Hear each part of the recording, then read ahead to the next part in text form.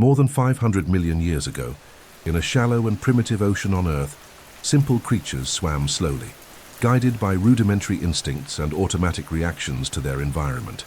In these organisms, there were no thoughts, emotions, or conscious decisions, only basic electrical impulses transmitted through nerve cords. But it was in this archaic, silent, and languageless setting that an embryonic structure emerged that would forever change the history of life: the central nervous system. The brain, as we know it today, was not born as an organ of reason or creativity, but as a survival mechanism. The first forms of this system appeared in ancestral chordates, such as protochordates and the earliest fishes, creatures that already showed a rudimentary dorsal neural tube and a concentration of neurons at the anterior end of the body, the embryo of what would eventually become a brain. In these primitive species, the brain was nothing more than a protrusion, a small mass of nervous tissue that integrated visual, olfactory, and tactile stimuli. They did not think, they merely reacted.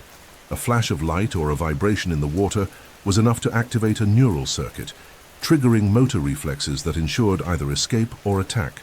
Even without cognition, these elementary brains already fulfilled the vital function of increasing survival chances. Natural selection favored organisms with faster and more precise responses. Over millions of years, this evolutionary pressure promoted an increase in the number of neurons and the specialization of sensory areas. As a result, the brain began dividing into distinct regions: the forebrain, the midbrain, and the hindbrain, the basic blocks that still structure the human brain today. With the arrival of the first vertebrates, such as placoderm fishes and agnathans, there was a remarkable sophistication in brain architecture. The hindbrain began controlling balance and body movements more precisely, while the midbrain became a center for sensory processing. But it was in the forebrain that the seeds of future complexity were planted. This region began to slowly expand, storing memories, recognizing patterns, and establishing the earliest rudiments of learning. The brain was no longer just a motor command system.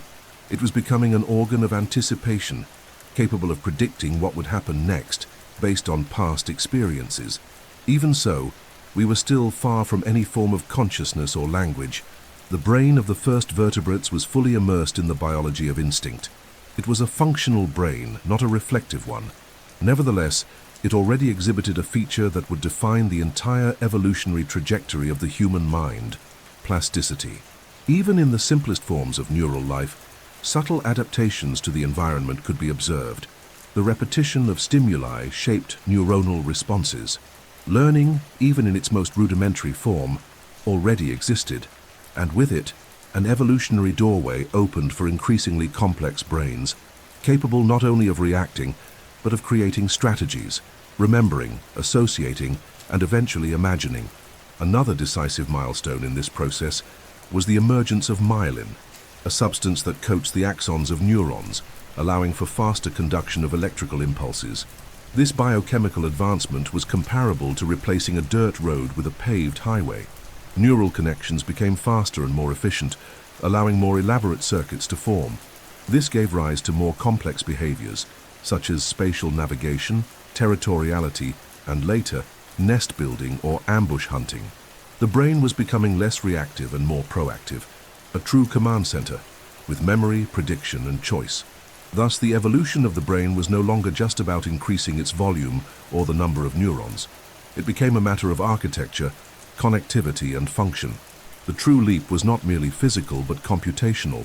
The more efficiently the brain connected information, the more advantageous it became. And this principle would continue guiding the evolution of all future brains, from reptiles to mammals, from chimpanzees to humans, from survival systems to machines of symbolic thought, language, and self-awareness.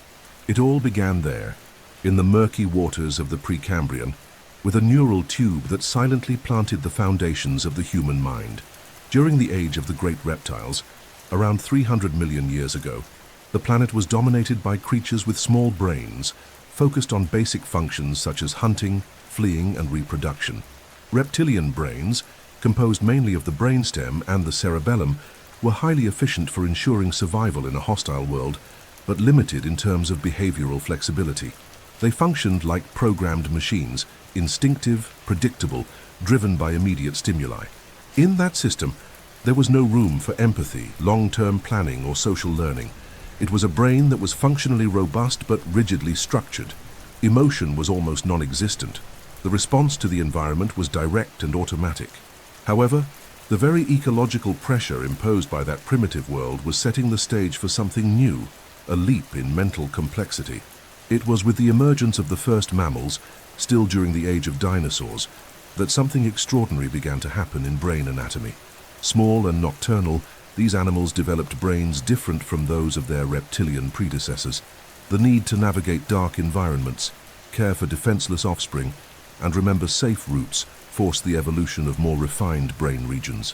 The mammalian brain began to incorporate a new structure, the neocortex, an outer layer of the brain made of gray matter, highly folded, that would become the center of sensory perception, complex thinking, and decision-making.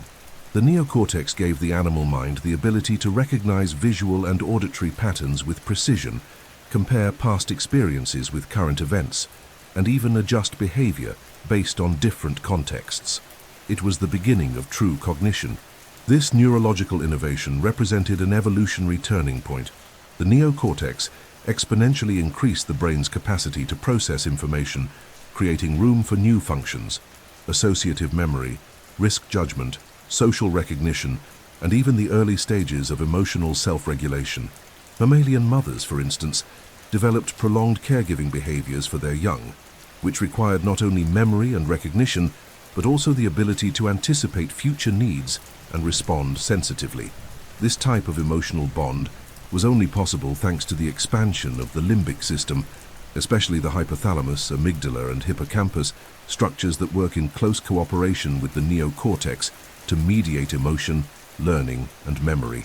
The brain was no longer merely a reactor to the environment. It was beginning to transform into an internal simulator of the world. Mammalian evolution also brought remarkable improvements in sensory perception. Vision, smell, and hearing became more acute and integrated. The neocortex received these signals and reinterpreted them with accuracy, allowing the identification of specific sounds, familiar faces, and safe routes. This was fundamental for group life. The mammalian brain not only recognized danger, it began recognizing individuals.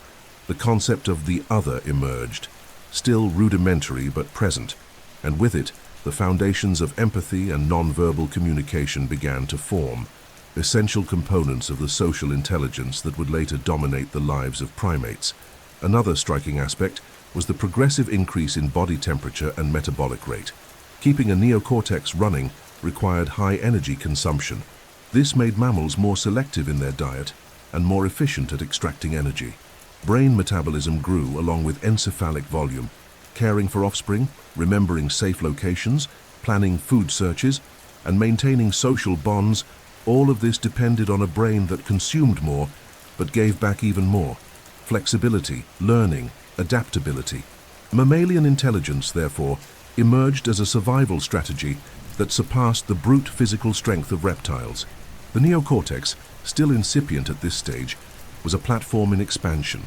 Over the ages, it would grow in size and complexity, generating folds, gyri, and functional divisions that would later allow for language, abstract thought, and self-awareness. But even in its early stages, it already offered an unparalleled evolutionary advantage, the ability to adapt not only to the physical environment, but also to the social one. The mammalian brain had become an organ of world interpretation, emotional navigation, bond building, and action planning. It no longer merely reacted, it predicted, simulated, and for the first time in Earth's history, chose. When the first primates emerged around 60 million years ago, the world was undergoing a silent yet decisive transformation. After the extinction of the great reptiles at the end of the Cretaceous period, tropical forests began to expand, creating a three-dimensional environment filled with branches, leaves, fruits, and hidden predators. It was in this vegetal labyrinth that ancestral primates began to differentiate themselves from other mammals. Equipped with prehensile hands, forward-facing vision, and constantly growing brains, these animals launched a neurological revolution centered not only on sensory perception, but on social complexity. They were no longer solitary creatures. Survival depended on group life. on the ability to interpret glances, gestures, vocalizations, and most importantly, emotions. The primate brain became, above all, a social organ. The progressive increase of the neocortex among primates was not random. Comparative studies show that the more complex a species' social life is, the larger the proportion between the neocortex and the body. This became known as the social brain hypothesis, a theory proposing that the need to manage interpersonal relationships, alliances, rivalries, hierarchies, favors, exclusions, was one of the main drivers of brain evolution. Maintaining group cohesion required advanced abilities in emotional reading, individual memory, facial recognition, and even self-image. A primate had to remember who helped, who betrayed, who was sick, who held the top of the hierarchy. This ability to map complex social relationships is deeply tied to the growth of the prefrontal cortex, the region responsible for judgment, morality, empathy, and planning. In addition, primates began to develop sophisticated forms of nonverbal communication. Facial expressions, body posture, vocalizations, and even physical touch became highly meaningful tools of interaction. This silent language is possible thanks to the interaction between the limbic system, especially the amygdala and hypothalamus, and the associative areas of the neocortex. A simple frown or a sideways glance could transmit warning, approval, or threat. Emotion was no longer just an impulse. It became a social code.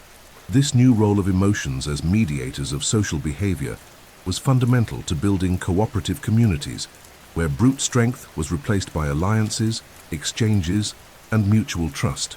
The brain became a constant emotional radar, detecting invisible nuances and adjusting behaviors in real time. Another factor that boosted the cognitive evolution of primates was the lengthening of childhood. Unlike other mammals, primate offspring were born more immature and remained dependent on their mothers, and often other group members, for years.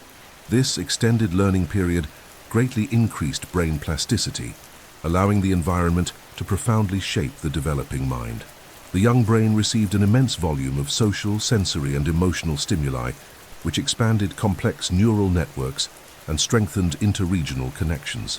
Childhood became a cognitive laboratory, where one learned not only how to survive, but how to belong, to read intentions, to negotiate limits, and to collaborate. The evolution of the primate brain was, therefore, inseparable from the experience of growing up in a group. Curiosity also flourished in this setting. Primates began manipulating objects, testing cause and effect, exploring simple tools like stones or branches to reach food. This intentional manipulation of the environment required fine motor coordination and planning, activating new cortical regions that would later become essential for the evolution of practical intelligence. Tool use among primates, especially in species like chimpanzees and bonobos, shows that the brain was no longer merely responding to the world. It began to intervene actively in it. It was no longer enough to perceive the environment. It had to be modified, strategy memorized, others taught, and even complex behaviors imitated.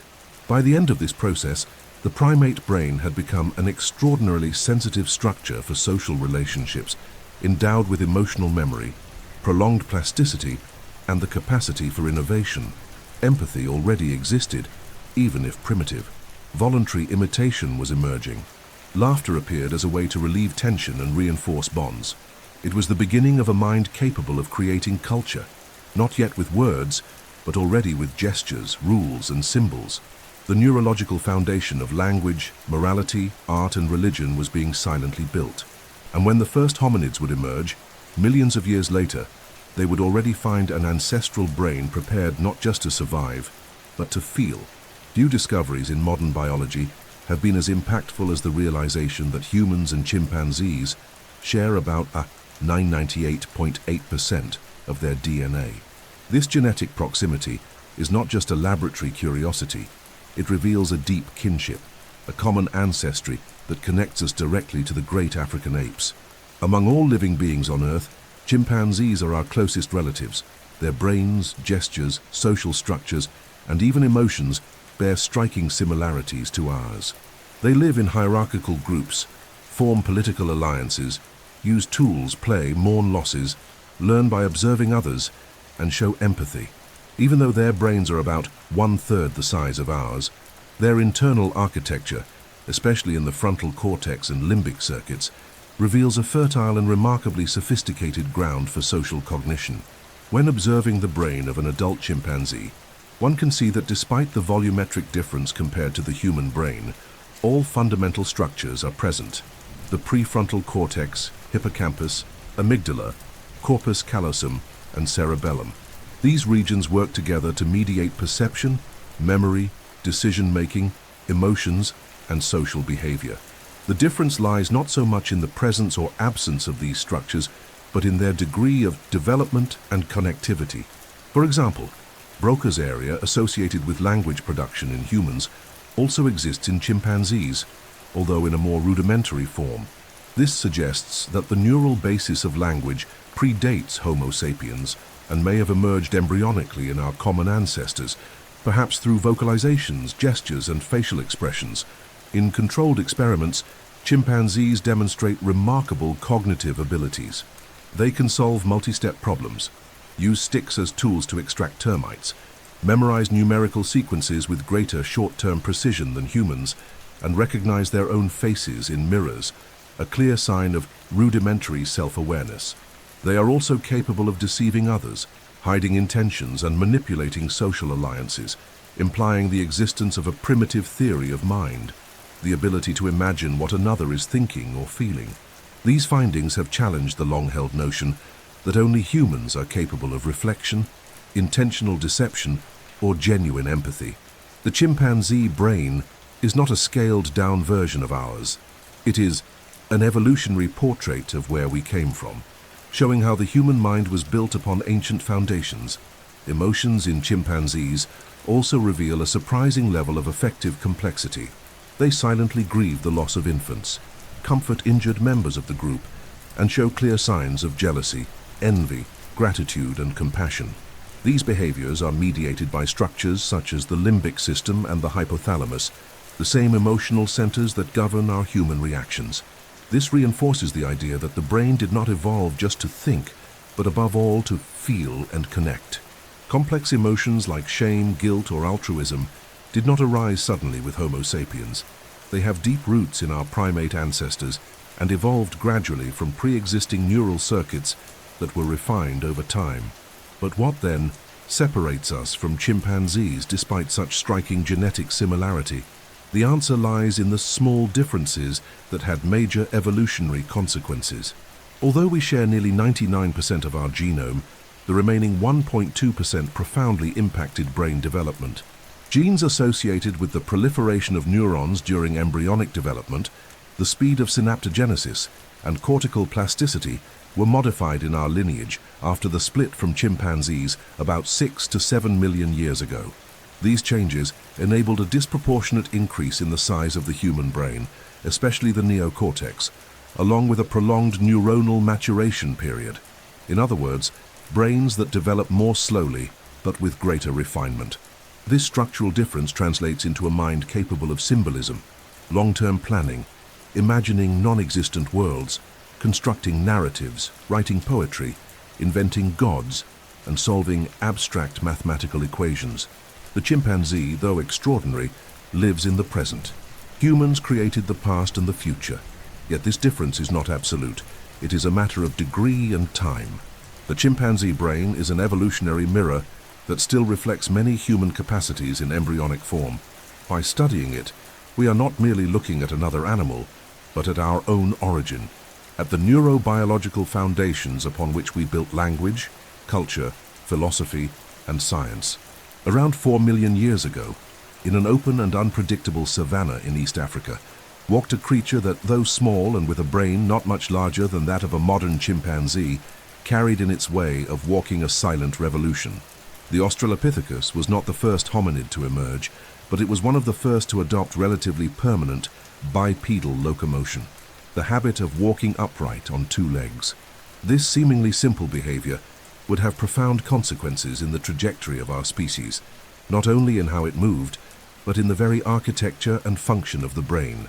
After all, bipedalism freed the hands, changed the visual field, altered body balance, and opened the door to new types of interaction with the environment, and with that, even with a still modest brain, the mind began to take its first steps toward complexity. The brain of Australopithecus ranged from 400 to 500 cubic centimeters, a small volume compared to the 1,400 cubic centimeters of Homo sapiens. Yet it showed signs of internal reorganization. Fossil skull examinations reveal that the parietal lobe, associated with motor coordination, hand use, and spatial perception, was beginning to expand. This region would become essential not only for tool use in the future, but for a refined understanding of the body in space. Bipedalism required dynamic balance, fine postural adjustments, and highly sophisticated motor control. These demands forced the evolution of more integrated brain circuits between the cerebellum, motor cortex, and vestibular system. The simple act of standing upright and walking under the African sun required a deep reconfiguration of neural connections. Moreover, freeing the hands transformed the body's relationship with the world. It was now possible to hold objects, manipulate stones, carry food and infants, all while moving. This introduced a new kind of visuomotor coordination and required from the brain an increasing capacity for anticipation, planning, and working memory. The hand ceased to be merely a grasping tool and became an instrument of experimentation. Although there is no direct evidence yet of complex tool-making during this period, the very act of handling branches, fruits, or raw stones in daily tasks initiated a cycle of sensory motor learning that, through natural selection, would favor brains that were more attentive, adaptable, and plastic. The mind of Australopithecus was practical and focused on survival, but it already carried the rudiments of instrumental imagination. Socially, Australopithecus also lived in groups and likely developed stable bonds. Cooperation in bands, collective vigilance against predators, and shared caregiving of offspring demanded basic social intelligence, which depended on relational memory, group member recognition, and even rudimentary forms of empathy and alliance. All of this placed evolutionary pressure on the brain, especially on the prefrontal cortex, the area responsible for decision-making, inhibitory control, and social mediation. Even if still small and underdeveloped, this cortex was already present and slowly expanding. Group life and conflict resolution within the band would be constant forces pushing the mind's complexity forward. Another important factor was ecological impact. Australopithecus lived in transitional environments between forests and open fields, which required unusual cognitive flexibility. The unpredictability of resources and the need to find new food sources stimulated the brain to develop rudimentary mental maps, foraging strategies, territorial recognition, and escape routes. This variable ecology favored more adaptive brains, capable of learning from experience and modifying behavior. Natural selection began to favor not just physical strength, but environmental intelligence, the ability to remember where the best fruits were, when they ripened, and how to avoid predator ambushes. Despite its still modest brain, Australopithecus was a fundamental bridge between tree-dwelling primates and the hominids who would come to dominate the planet. Its upright posture and growing mind show that human intelligence did not arise suddenly, but was sculpted over millions of years of small adaptations, where every gesture, every choice, every movement had cumulative neurological impact. The brain was beginning to emerge from the reactive animal body and become a center of decisions, strategies, and plans. Australopithecus was not a genius nor an artist, but it was the first to bring the whole world to eye level, walking upright toward the future of the human mind. Around 2.5 million years ago, a figure emerged that marked a decisive milestone in the journey of the human mind: Homo habilis. Its name literally means handyman, and not by chance. This hominid was the first to leave clear evidence of technical behavior, the deliberate manufacture of stone tools. With that, the brain began to show not just greater volume, but intentionality, planning, and coordinated execution of complex actions. The leap was not merely physical. Inside the skull of Homo habilis, something profound was being reconfigured. The prefrontal cortex was growing, and with it came the ability to anticipate, improvise, correct, and repeat with purpose. For the first time, the mind was no longer just reacting to the world, it was beginning to transform it with its own ideas. The brain of Homo habilis measured about 600 to 700 cubic centimeters, a significant increase over Australopithecus, but more important than the size was the functional reorganization of its internal regions. The frontal area, responsible for abstract thought, decision-making and fine motor control, was becoming more prominent. This development was directly linked to the ability to build simple tools, such as sharp flakes to cut meat or crush bones. These instruments, though rudimentary, indicated that the brain was already processing causal relationships, such as, if I strike this stone against that one, it breaks, and if I use this flake, I can cut this meat more easily. This requires more than strength.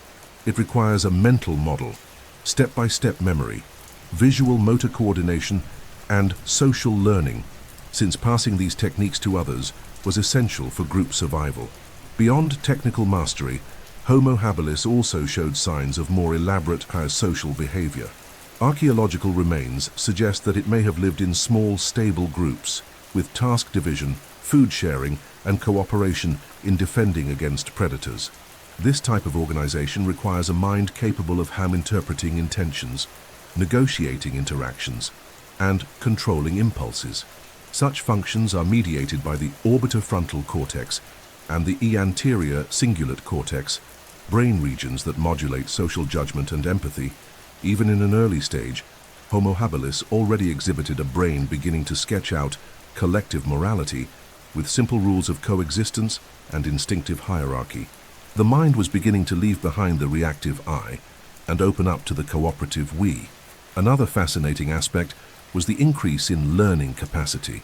Homo habilis was born into a world where it needed to observe elders, imitate, try, fail, and to try again.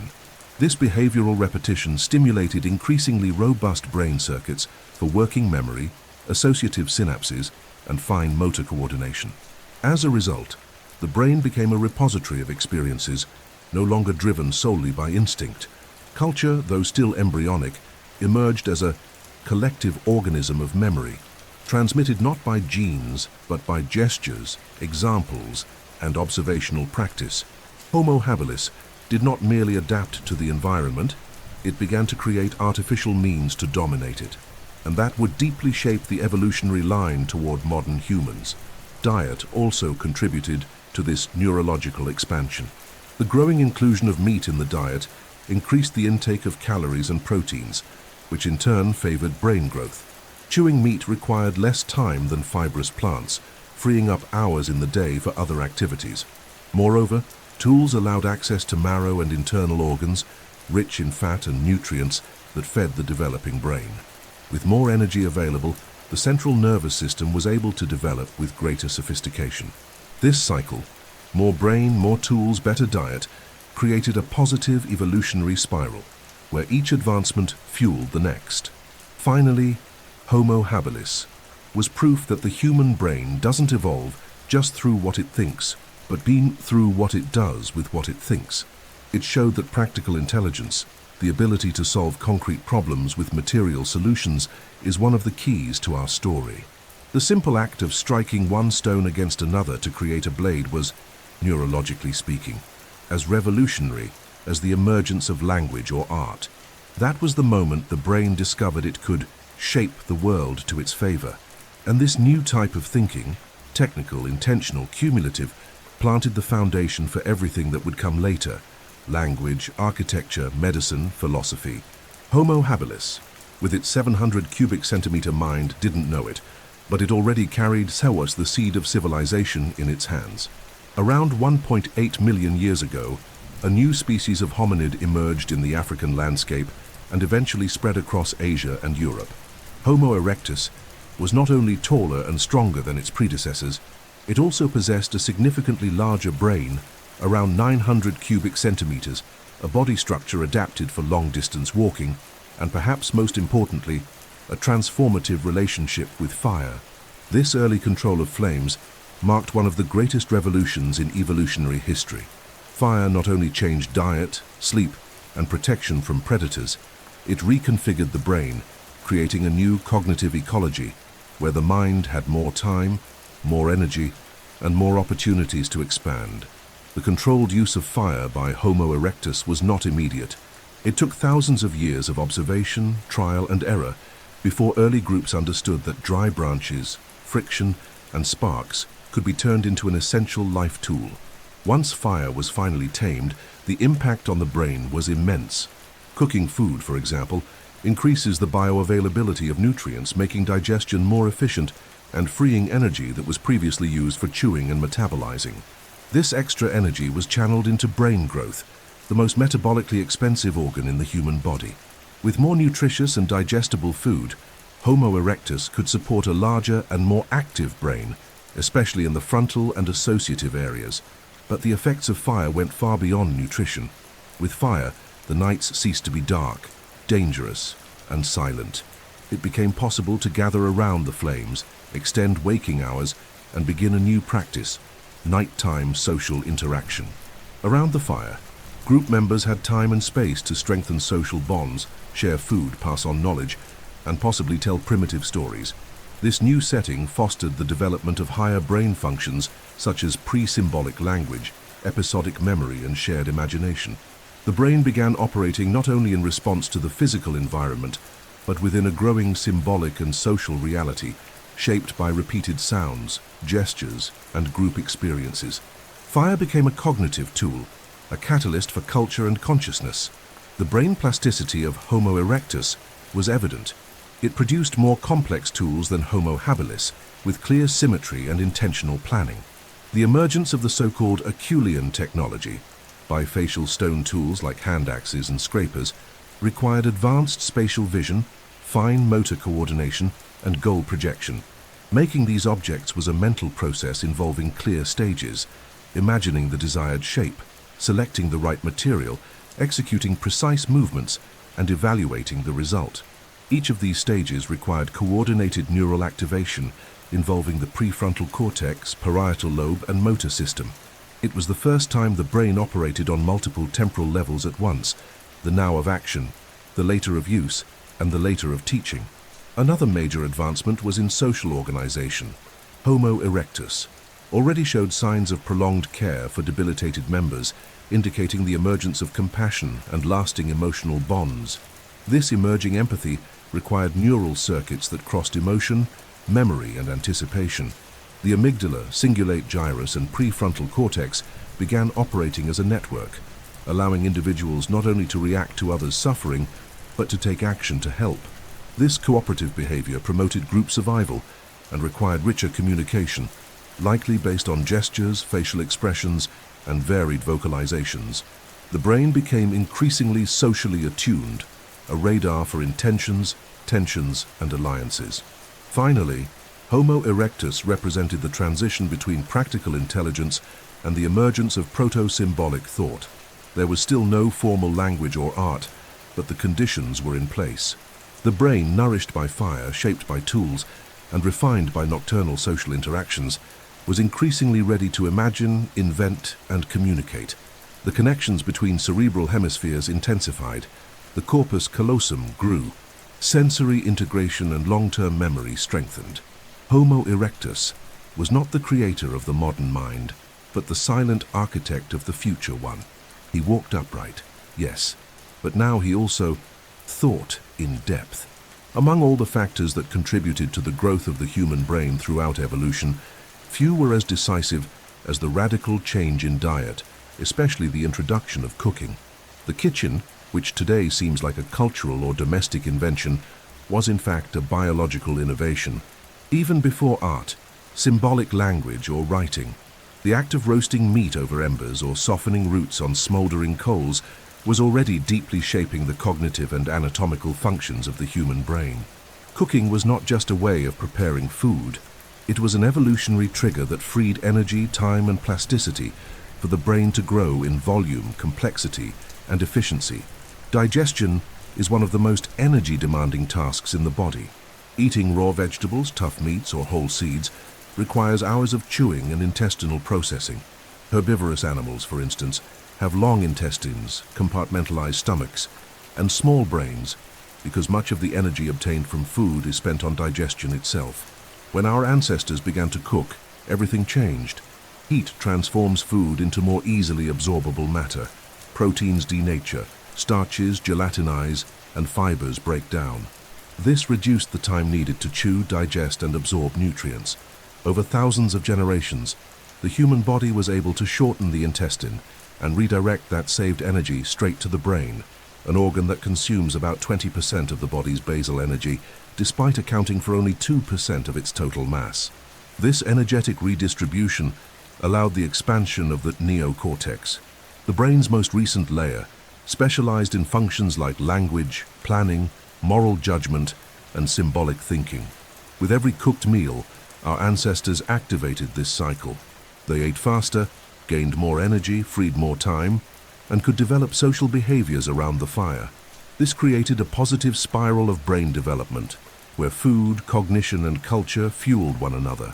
With more available time, since cooking shortened the long chewing hours typical of raw diets, hominids could interact, care for offspring, teach techniques, observe nature, sleep better, and form bonds. In this context, the brain ceased to be a merely reactive organ and became an active builder of the environment. The diet also diversified. In addition to meat and vegetables, hominids began exploring previously inaccessible foods: tubers, roots, nuts, eggs, dried fruits. Fire made many of them palatable and safe. This expanded the nutritional repertoire and favored the development of more refined sensory functions, such as taste, smell, and tactile perception. The brain received varied and complex stimuli, which reinforced neural networks related to gustatory memory, food pleasure, and chemical pattern recognition, ancestral skills that would later evolve into gastronomy, medicine, and even poetic language. In addition, the act of cooking involved cooperation, task division, and knowledge transmission. It was necessary to gather, hunt, prepare firewood, ignite the fire, organize food, and share portions. These activities required social coordination, gestural communication, and mutual trust. Around the fire, language began to grow more complex. Primitive words or vocalizations ceased to be merely warnings or alerts and started to carry symbolic meanings, names for foods, descriptions of flavors, gestures to indicate locations or memories. The brain was quietly preparing for the leap into articulated speech and storytelling. Another crucial factor was the impact of diet on child development. Human infants are born with immature brains and grow slowly. A more energetic and varied diet allowed earlier weaning with safety, shortening birth intervals and supporting population growth. Moreover, well-fed infants protected by the fire could safely explore their surroundings, receiving rich auditory, visual, and motor stimuli, fundamental for synaptic development. Children's brains became sponges for learning, imitation, and innovation. The long and dependent human childhood began transforming into a phase of intense neurological and social training. Therefore, when our ancestors cooked, they were not merely preparing food, they were preparing the future of the human mind. Each meal was a gesture of biological engineering, an investment in cognition, culture, and connection. The brain that today formulates theories, writes poems, composes symphonies, and sends probes into space began to flourish humbly over a charred piece of meat on the prehistoric flames. Eating made us human, but cooking made us thinking beings. At some point in prehistory, between 1.5 million and 200,000 years ago, something extraordinary began to emerge deep within the human brain.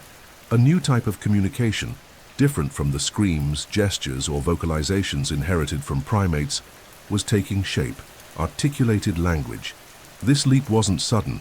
It was the result of millions of years of cerebral reconfiguration, anatomical adjustments, and social pressures. And surprisingly, two small areas of the brain played a central role in this silent and transformative process: Broca's area, located in the frontal lobe, and Wernicke's area, found in the temporal lobe. Together, these regions laid the groundwork for verbal thought, grammar, vocabulary, and ultimately, the ability to share memories, ideas, plans, and emotions, not just with sounds, but with meaning. Broca's area is responsible for speech production. It coordinates the muscles of the mouth, tongue, and larynx, allowing the articulation of complex syllables, phonetic rhythms, and tonal inflections. Its connection to the motor cortex ensures precision and fluency in speaking. But Broca does more than that. It organizes the syntactic structure of language, grammar. When you say, "I saw the tiger" instead of "the tiger saw I," it's Broca guiding that logical construction. Wernicke's area, in turn, specializes in language comprehension. It decodes the sounds we hear and translates them into mental concepts. If Broca builds the sentences, Wernicke understands what they mean. Together, these areas form a neural circuit that connects sound, meaning, and intention, a true biological symbolic system that distinguishes Homo sapiens from all other animals. But for language to evolve, a brain with specialized areas was not enough. A body capable of speaking was also required. The evolution of the human larynx, which descended in the neck over millennia, allowed for a much wider and more articulated vocal range. Facial muscles became finer, teeth aligned, and the tongue gained mobility. This refined anatomy, combined with an expanding brain, created the ideal stage for the emergence of words, phrases, and stories. Speaking for humans became a natural act, but it is the product of a long evolutionary dance between form and function, mind and muscle, thought and sound. Social pressures were another decisive factor. As human groups grew in size and complexity, communication had to become more efficient, precise, and rich in nuance. Gestural signals were no longer enough. It became necessary to recount past events, explain rules, express future intentions, teach techniques, and warn of invisible dangers. Spoken language emerged as the perfect tool for this. It enabled intergenerational knowledge transfer, narrative construction, social organization, emotional regulation, and cultural cohesion. And the more language was used, the more the brain adapted, strengthening connections between Broca, Wernicke, and other associative areas such as the prefrontal cortex, hippocampus, and angular gyrus. Modern neuroscience reveals that language is not confined to a single corner of the brain. It intertwines with almost everything: memory, emotion, vision, hearing, planning. When we speak or listen, the entire brain participates. A story can move us, a phrase can heal, a word can guide an entire group. This symbolic power of language is what made us capable of imagining what doesn't exist, remembering what is gone, and planning for what has yet to come. With it, humans began to live not only in the present, but in 3 times at once: past, present, and future. Language is the software that runs on the brain's hardware, and this deep integration shaped how we think, feel, and connect with others. Curiously, language didn't appear all at once. Genetic studies show that specific mutations, such as those affecting the FOXP2 gene, were essential for motor control of speech. These genes underwent adaptations only in the human lineage after our split from Neanderthals, and although Neanderthals may have had some form of symbolic vocalization, it was in Homo sapiens that language fully blossomed, giving rise to tongues, dialects, metaphors, myths, and philosophies. With language, the brain no longer merely represented the world, it began to create worlds within itself. Today, when we speak, we use over 100 muscles, activate dozens of brain regions, and do something no other species has ever replicated: express consciousness through structured sound. And it all began with small adaptations, like Broca and Wernicke's areas, which silently lit the flame of language in the primitive brain. With them, the human mind discovered it could tell stories, and thus transcend time. Long before cities, organized religions, or writing, early humans left their marks in deep caves and rocky shelters, using paints made of blood, charcoal, and clay. In those drawings, often of animals, hands, or geometric symbols, we find not just art, but the evidence of a new kind of mind: the symbolic mind. The ability to represent something absent, to assign meaning to shapes and colors, to communicate an invisible idea with a visible mark, is one of the greatest achievements of brain evolution. And its origin is linked to the refinement of complex circuits that connect emotion, memory, language, vision, and abstraction. Symbolic thought is what allowed Homo sapiens to break the boundaries of the present, creating concepts like yesterday, tomorrow, spirit, gods, numbers, death, and eternity. The emergence of symbolic thought was not a single event, but a cumulative evolutionary process. It began with small gestures, perhaps a burial with flowers, a stone placed over a corpse, or a ritual arrangement of bones. These acts suggest that the human brain was already capable of assigning value and intention to things without immediate practical function. This ability requires deep activation of areas such as the dorsolateral prefrontal cortex, responsible for abstract thinking and future planning, and the angular gyrus, involved in multimodal integration between language, vision, and numerical concepts. When a prehistoric human painted a bison on a cave wall, they weren't merely copying an animal, they were invoking its image, its power, its spirit, building a bridge between the real world and the mental world. The symbolic brain also required rich, detailed memory.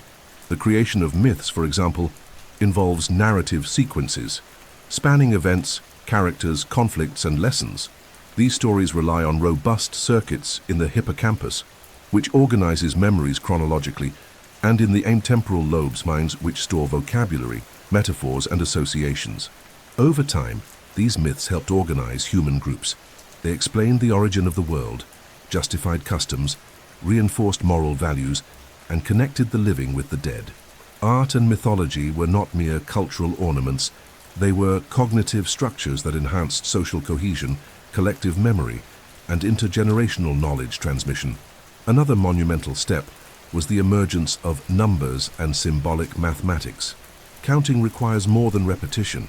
It demands abstract understanding that 3 stones represents the same concept as 3 days or 3 people. This type of reasoning depends on coordination between the inferior parietal lobes, especially the intraparietal sulcus, where concepts of quantity, proportion, and sequence are processed.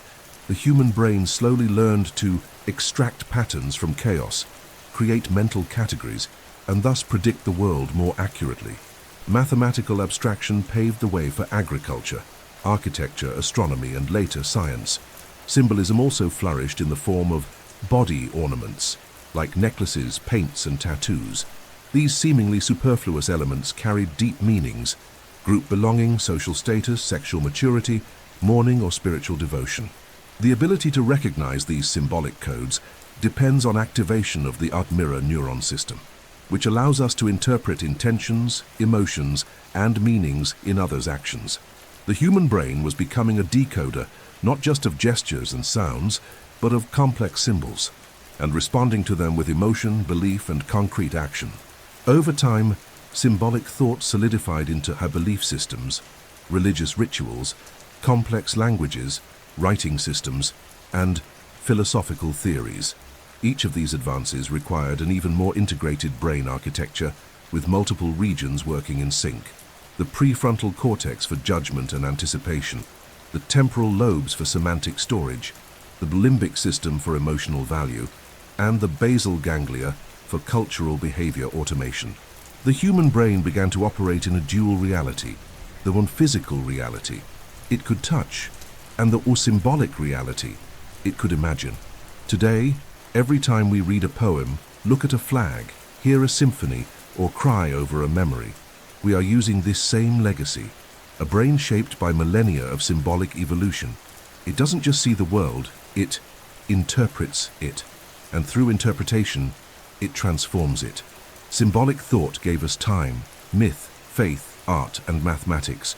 It taught the brain to daydream, to name the invisible, and to ask for the first time, who are we?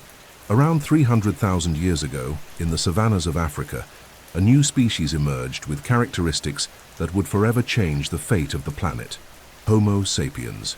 Its body was slender, agile, adapted to both heat and long-distance walking. But what truly set it apart wasn't in the muscles or bones, it was inside the skull. With a brain reaching 400 pascals cubic centimeters, Homo sapiens not only inherited the structural advances of earlier hominids, it reconfigured them. The human mind was finally entering what archaeologists call the creative explosion, an evolutionary surge of inventions, symbols, social practices, and ideas that would transform the physical, cognitive, and spiritual landscapes of Earth forever.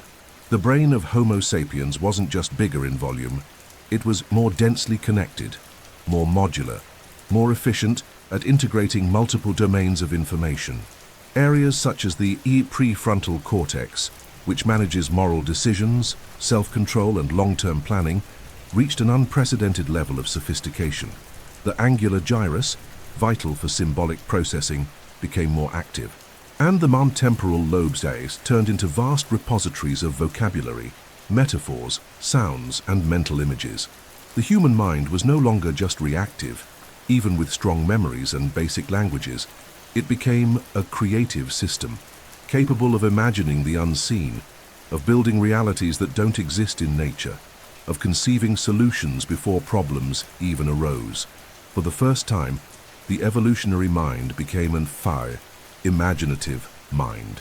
The most tangible evidence of this transition lies in the archaeological records of what is known as behavioral modernity. Around 70,000 years ago, we find highly elaborate tools, personal adornments, cave paintings, burials with offerings, and later, the first forms of proto-writing. Each of these actions required complex neural circuits.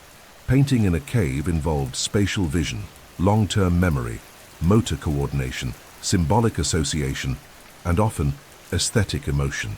Creating bead necklaces, sculpting figurines, or carving patterns into bones demanded neurological refinement far beyond basic survival. The brain was no longer just processing stimuli. It was projecting ideas outside the body, creating an extended mind etched into matter. This explosive creativity was also fueled by social factors.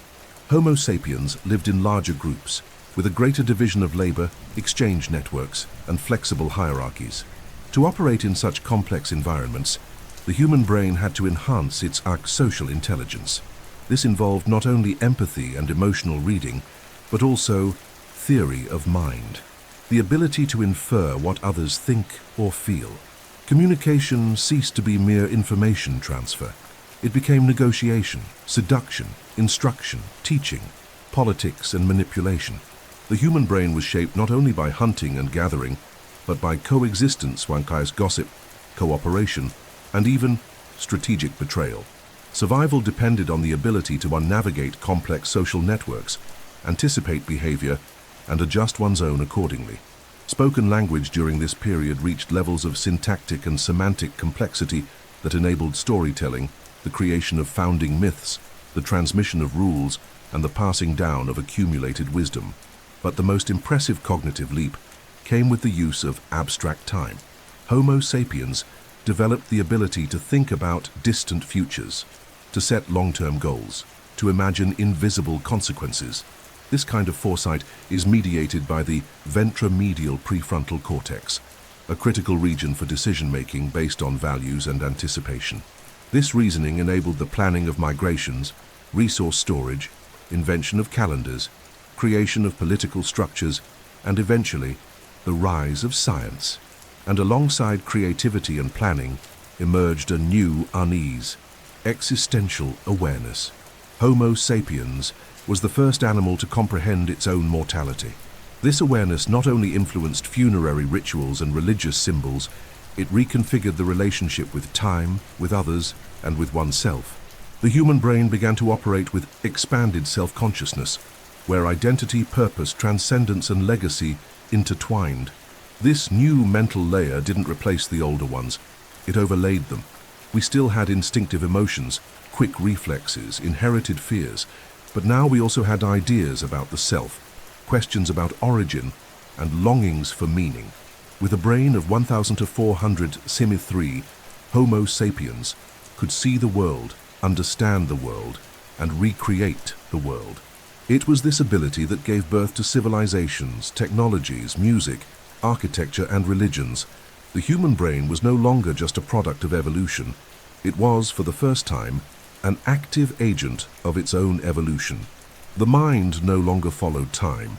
It anticipated time, bent time, wrote time in paintings, calendars, codices, and memories. While Homo sapiens was emerging in Africa, another branch of the human lineage had already spread across Europe and parts of Asia for hundreds of thousands of years, the Neanderthals. For a long time, they were portrayed as brutish, slow, almost cartoonish pre-humans. But modern science has revealed a much more sophisticated picture.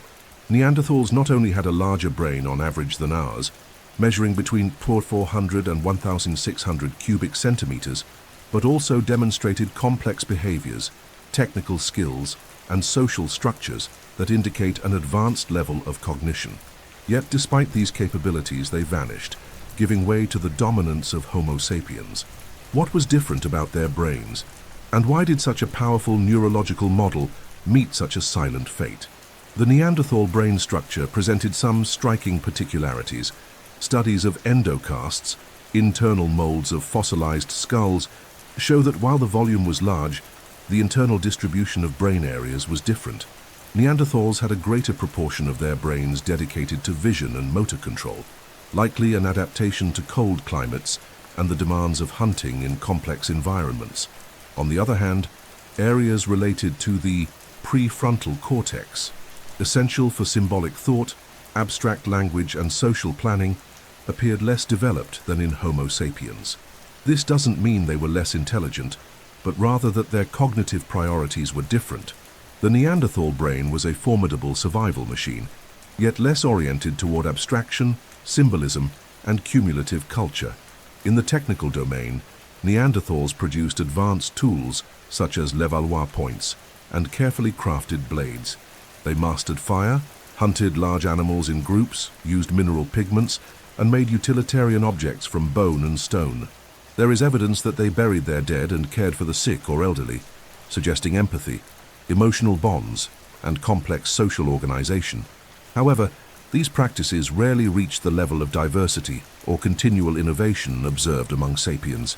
Neanderthal tools remained stable for tens of thousands of years, whereas sapiens constantly innovated, creating regional styles, ornaments, musical instruments, and symbolic language.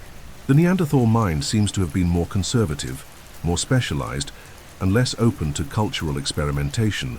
Another factor that may have influenced their fate was population density and group connectivity. Neanderthals lived in small, dispersed, and relatively isolated groups. This hindered the constant exchange of ideas, collective innovation, and the formation of enduring symbolic cultures. Sapiens, on the other hand, maintained wider networks of contact, exchanging objects, genes, and stories with other groups, forming a distributed collective mind that continued evolving even when isolated groups vanished. This network of innovation accelerated technological development, spiritual practices, and large-scale cooperation, likely giving Homo sapiens a decisive evolutionary edge. Language may have been the ultimate tipping point. Although it is suspected that Neanderthals had some form of vocal communication based on the presence of the TAP-FOXP2 gene and the structure of the hyoid bone, there is no clear evidence of complex symbolic language. Without it, accurately transmitting knowledge, organizing complex hunts, or creating cultural narratives becomes far more difficult. Homo sapiens' language, by contrast, was redundant, creative, and highly plastic, capable of recounting events, teaching skills, inventing metaphors, and constructing myths, functions that reinforced social bonds and passed on knowledge with extreme fidelity. Finally, the encounter between the two species wasn't only conflict, it was also intermingling. The DNA of nearly all modern humans outside Africa contains between 1% and 4% Neanderthal genes. This means there was interbreeding, and part of the Neanderthal mind still lives within us.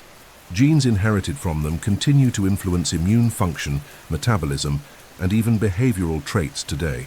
The disappearance of Neanderthals, therefore, was not total extinction. It was partial fusion. Part of them was absorbed, another part forgotten. But their brain remains an evolutionary lesson. The largest brain doesn't always survive. What matters is how it connects, shares, adapts, and imagines.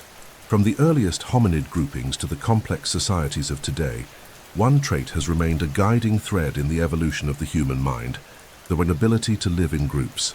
This skill, far from being instinctive or automatic, required a profound transformation in how the brain processes emotions, interprets intentions, and regulates behaviors. Humans were not born social. They became social out of evolutionary necessity. Surviving, hunting, protecting offspring, sharing food, teaching techniques, and forming alliances, all of these depended on brains capable of understanding others, anticipating their mental states, and adjusting behavior accordingly. Thus, over hundreds of thousands of years, the human mind was sculpted by empathy, cooperation, and culture. Empathy, from a neurological perspective, is not merely an emotion, it is a complex functional architecture. It involves the limbic system, especially the amygdala, the medial prefrontal cortex, the anterior cingulate gyrus, and the anterior insula. These circuits allow the brain to register not only what is happening to another person, but how it would feel if it were happening to oneself. It's the mechanism that makes us flinch when we see someone get hurt, that moves us at the sound of a child crying, that leads us to comfort a friend even without words. This capacity to feel another as an extension of the self was, in many ways, a cognitive revolution. It laid the emotional foundation for making more stable communities, collective protection, and the effective transmission of knowledge. But empathy without cooperation does not build culture. It was the ability to collaborate on a large scale, with unrelated individuals, with strangers, with uncertain futures, that truly distinguished the human brain. This cooperation required unprecedented abilities: trusting, forgiving, negotiating, yielding, group planning. To do this, the brain developed specialized areas for perspective taking, such as the temporoparietal cortex, where the so-called theory of mind is formed, the ability to infer what others know, feel, or want. This type of social cognition enabled humans to create moral rules, collective norms, symbolic sanctions, and even invisible contracts such as myths and religions. The brain no longer functioned solely on a biological axis. It now operated on a normative and symbolic axis, where certain behaviors became expected, judged, and imitated. In this context, culture is not merely a product of the human mind. It is also a shaper of the mind itself. Each generation is born with a plastic, immature brain, ready to be shaped by the cultural codes surrounding it. Language, rituals, eating habits, beliefs, music, stories, all of these activate specific neural circuits, strengthening synapses and networks according to the stimuli received. Children who grow up in environments rich in interaction, storytelling, and affection develop a more integrated prefrontal cortex, better emotional regulation, and greater behavioral empathy. Culture thus functions as an extended brain programming environment. The brain does not just learn culture, it was designed to be shaped by it. This cultural flexibility also enabled the diversification of forms of intelligence. In oral societies, episodic memory and narrative capacity are highly developed. In nomadic groups, spatial sense and the ability to read natural cues become refined. In musical cultures, the auditory and rhythmic brain is more stimulated. This shows that the human brain did not evolve for a single type of intelligence, but for multiple adaptive intelligences, all sustained by the social structure. And the more interactions, the more stimuli. The more stimuli, the more synapses. The more synapses, heart, the more mind. Finally, the social brain became the core of human identity. It is what enables us to love, teach, care, cooperate, and even wage war in the name of abstract symbols. This social mind does not build itself in isolation. It needs others, the gaze of another, touch, exchange, connection. That is why prolonged loneliness can harm our health as much as a physical wound. The social brain, when deprived of contact, activates the same areas involved in physical pain. This shows how deeply belonging is more than a convention. It is a biological necessity. The human mind is, above all, a mind that feels together.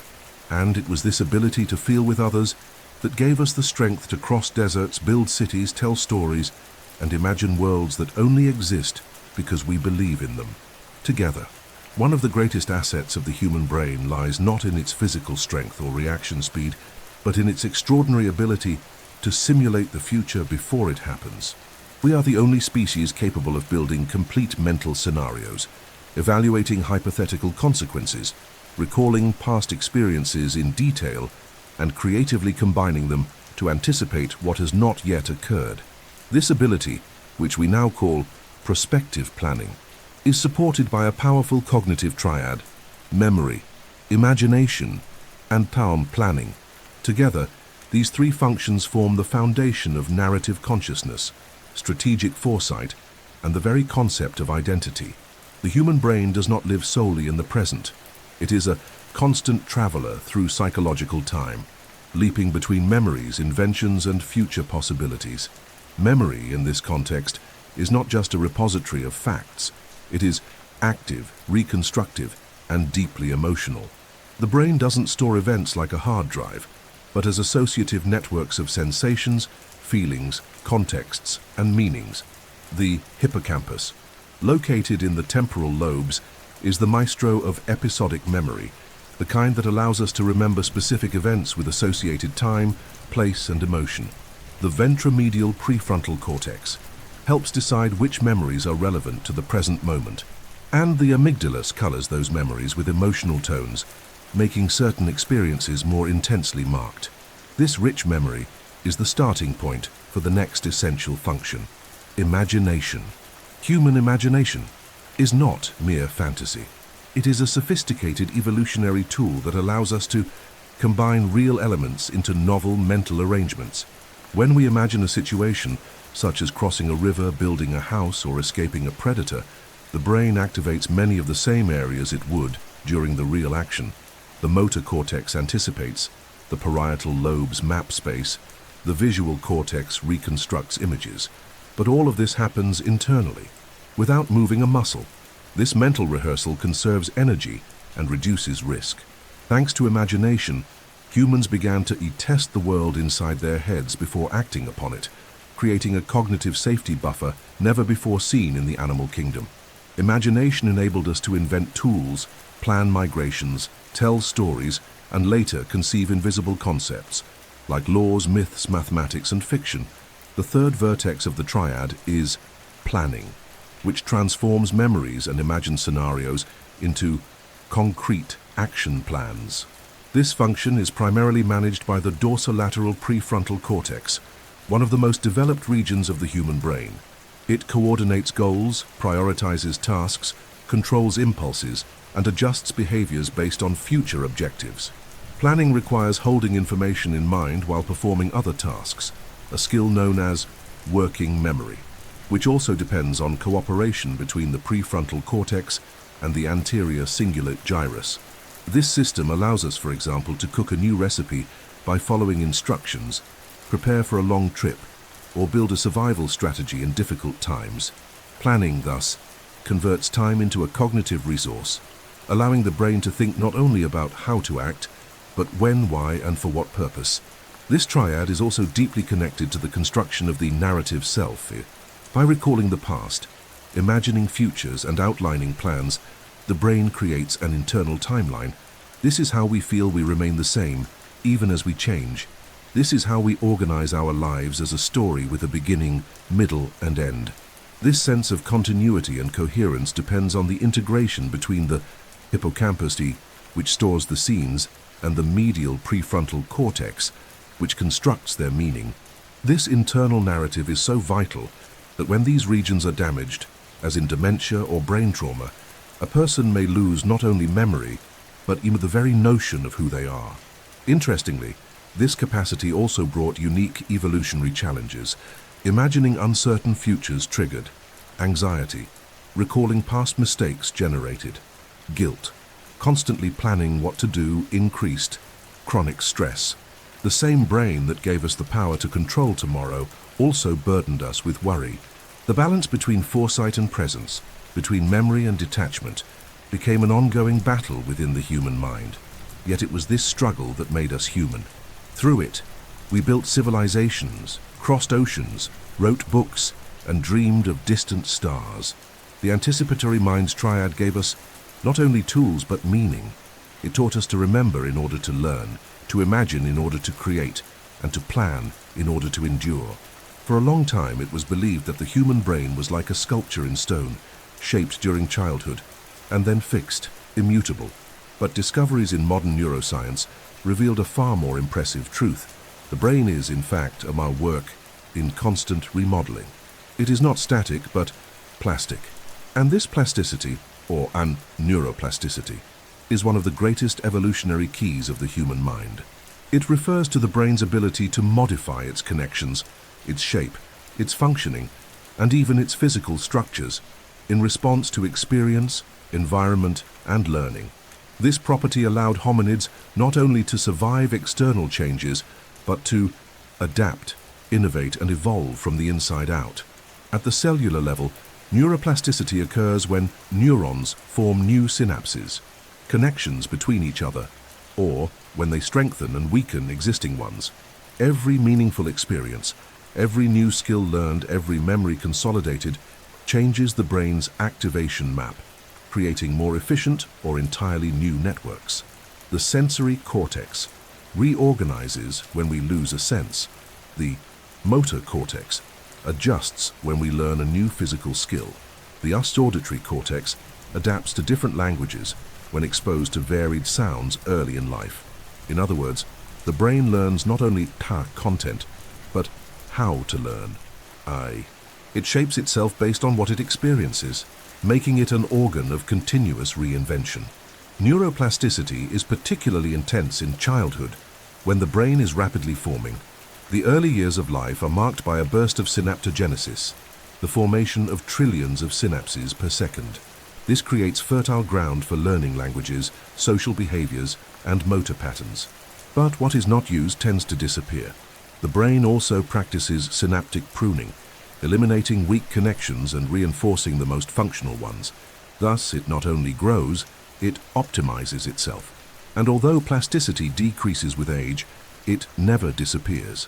Adults can learn new languages, acquire complex skills, recover from brain injuries, and even modify personality traits, all because the brain remains, until its final breath, capable of change. This plasticity was crucial in the evolutionary journey of the human species. When our ancestors migrated from Africa to cold, arid, or mountainous environments, they didn't have time to evolve new genes in a few generations. What saved their bodies was the ability of their brains to learn quickly, adapt behaviors, and teach others. Neuroplasticity became the foundation of cumulative culture, where knowledge, techniques, and beliefs are passed on with richness and precision. And the more the brain learned, the more it refined itself, creating a feedback loop between plasticity, culture, and cognitive complexity. In the field of rehabilitation, neuroplasticity also reveals its strength. People who lose their sight can develop heightened auditory sensitivity thanks to the reorganization of visual brain areas that begin to process sound. Individuals who suffer strokes and lose motor function can, with intensive therapy, activate adjacent brain regions to take over damaged functions. This shows that the human brain doesn't just resist, it rebuilds itself. And this applies to emotional trauma as well. Practices like meditation, therapy, art, and social bonding can induce lasting changes in neural architecture, reshaping activation patterns related to pain, fear, attachment, and identity. In the modern world, where the mind is constantly stimulated by multiple sources, neuroplasticity also brings challenges. The overload of fragmented information, screen dependency, poor sustained attention, and reinforcement of compulsive behaviors also shape the brain, but not always for the better. This shows that plasticity is neutral by nature. It can expand horizons or cement addictions. It is up to us as individuals and as a society to choose which mental pathways we want to reinforce, which habits to cultivate, and which stories we want our brains to tell themselves each day. Neuroplasticity, then, is not just a scientific curiosity, it is of the essence of the human brain. It allows us to overcome loss, learn the new, relearn the old, and even change who we are. The brain is the only organ that, when thinking about itself, modifies itself in the act of thinking. It is both mirror and hammer. It reflects and sculpts. And that is why, even after millions of years of evolution, the story of the brain is not yet written. It is being rewritten every day inside each of us. Among all the capacities of the human mind, perhaps none is as enigmatic as self-awareness. The ability not only to perceive the world around us, but to perceive ourselves within it. This elevated brain function allows us to reflect on our emotions, recognize our thoughts as thoughts, and ask with unease, who am I? Self-awareness is the mind's internal mirror, a refined mechanism that emerged only after millions of years of neurological evolution. It relies on the integration of multiple brain regions and represents a radical turning point in human cognition, a step beyond simple perception toward the realms of identity, morality, and introspection. From a neuroscientific perspective, self-awareness is supported by a network of interconnected regions, known as the default mode network. This network includes the medial prefrontal cortex, the posterior cingulate cortex, the inferior parietal lobes, and parts of the hippocampus and medial temporal cortex.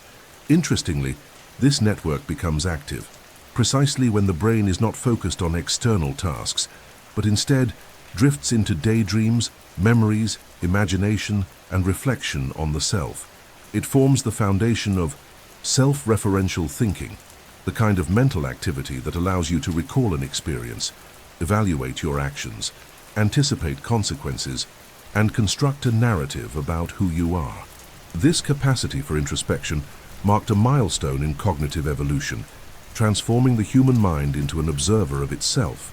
With it came feelings like guilt, pride, shame, purpose, and existential doubt. It was no longer enough to merely react to the world. It became necessary to position oneself within it. This opened the door to morality, ethics, religion, philosophy, and also to art as a form of subjective expression. The brain began to produce representations of itself, constructing an internal avatar that could be judged, adjusted, and projected.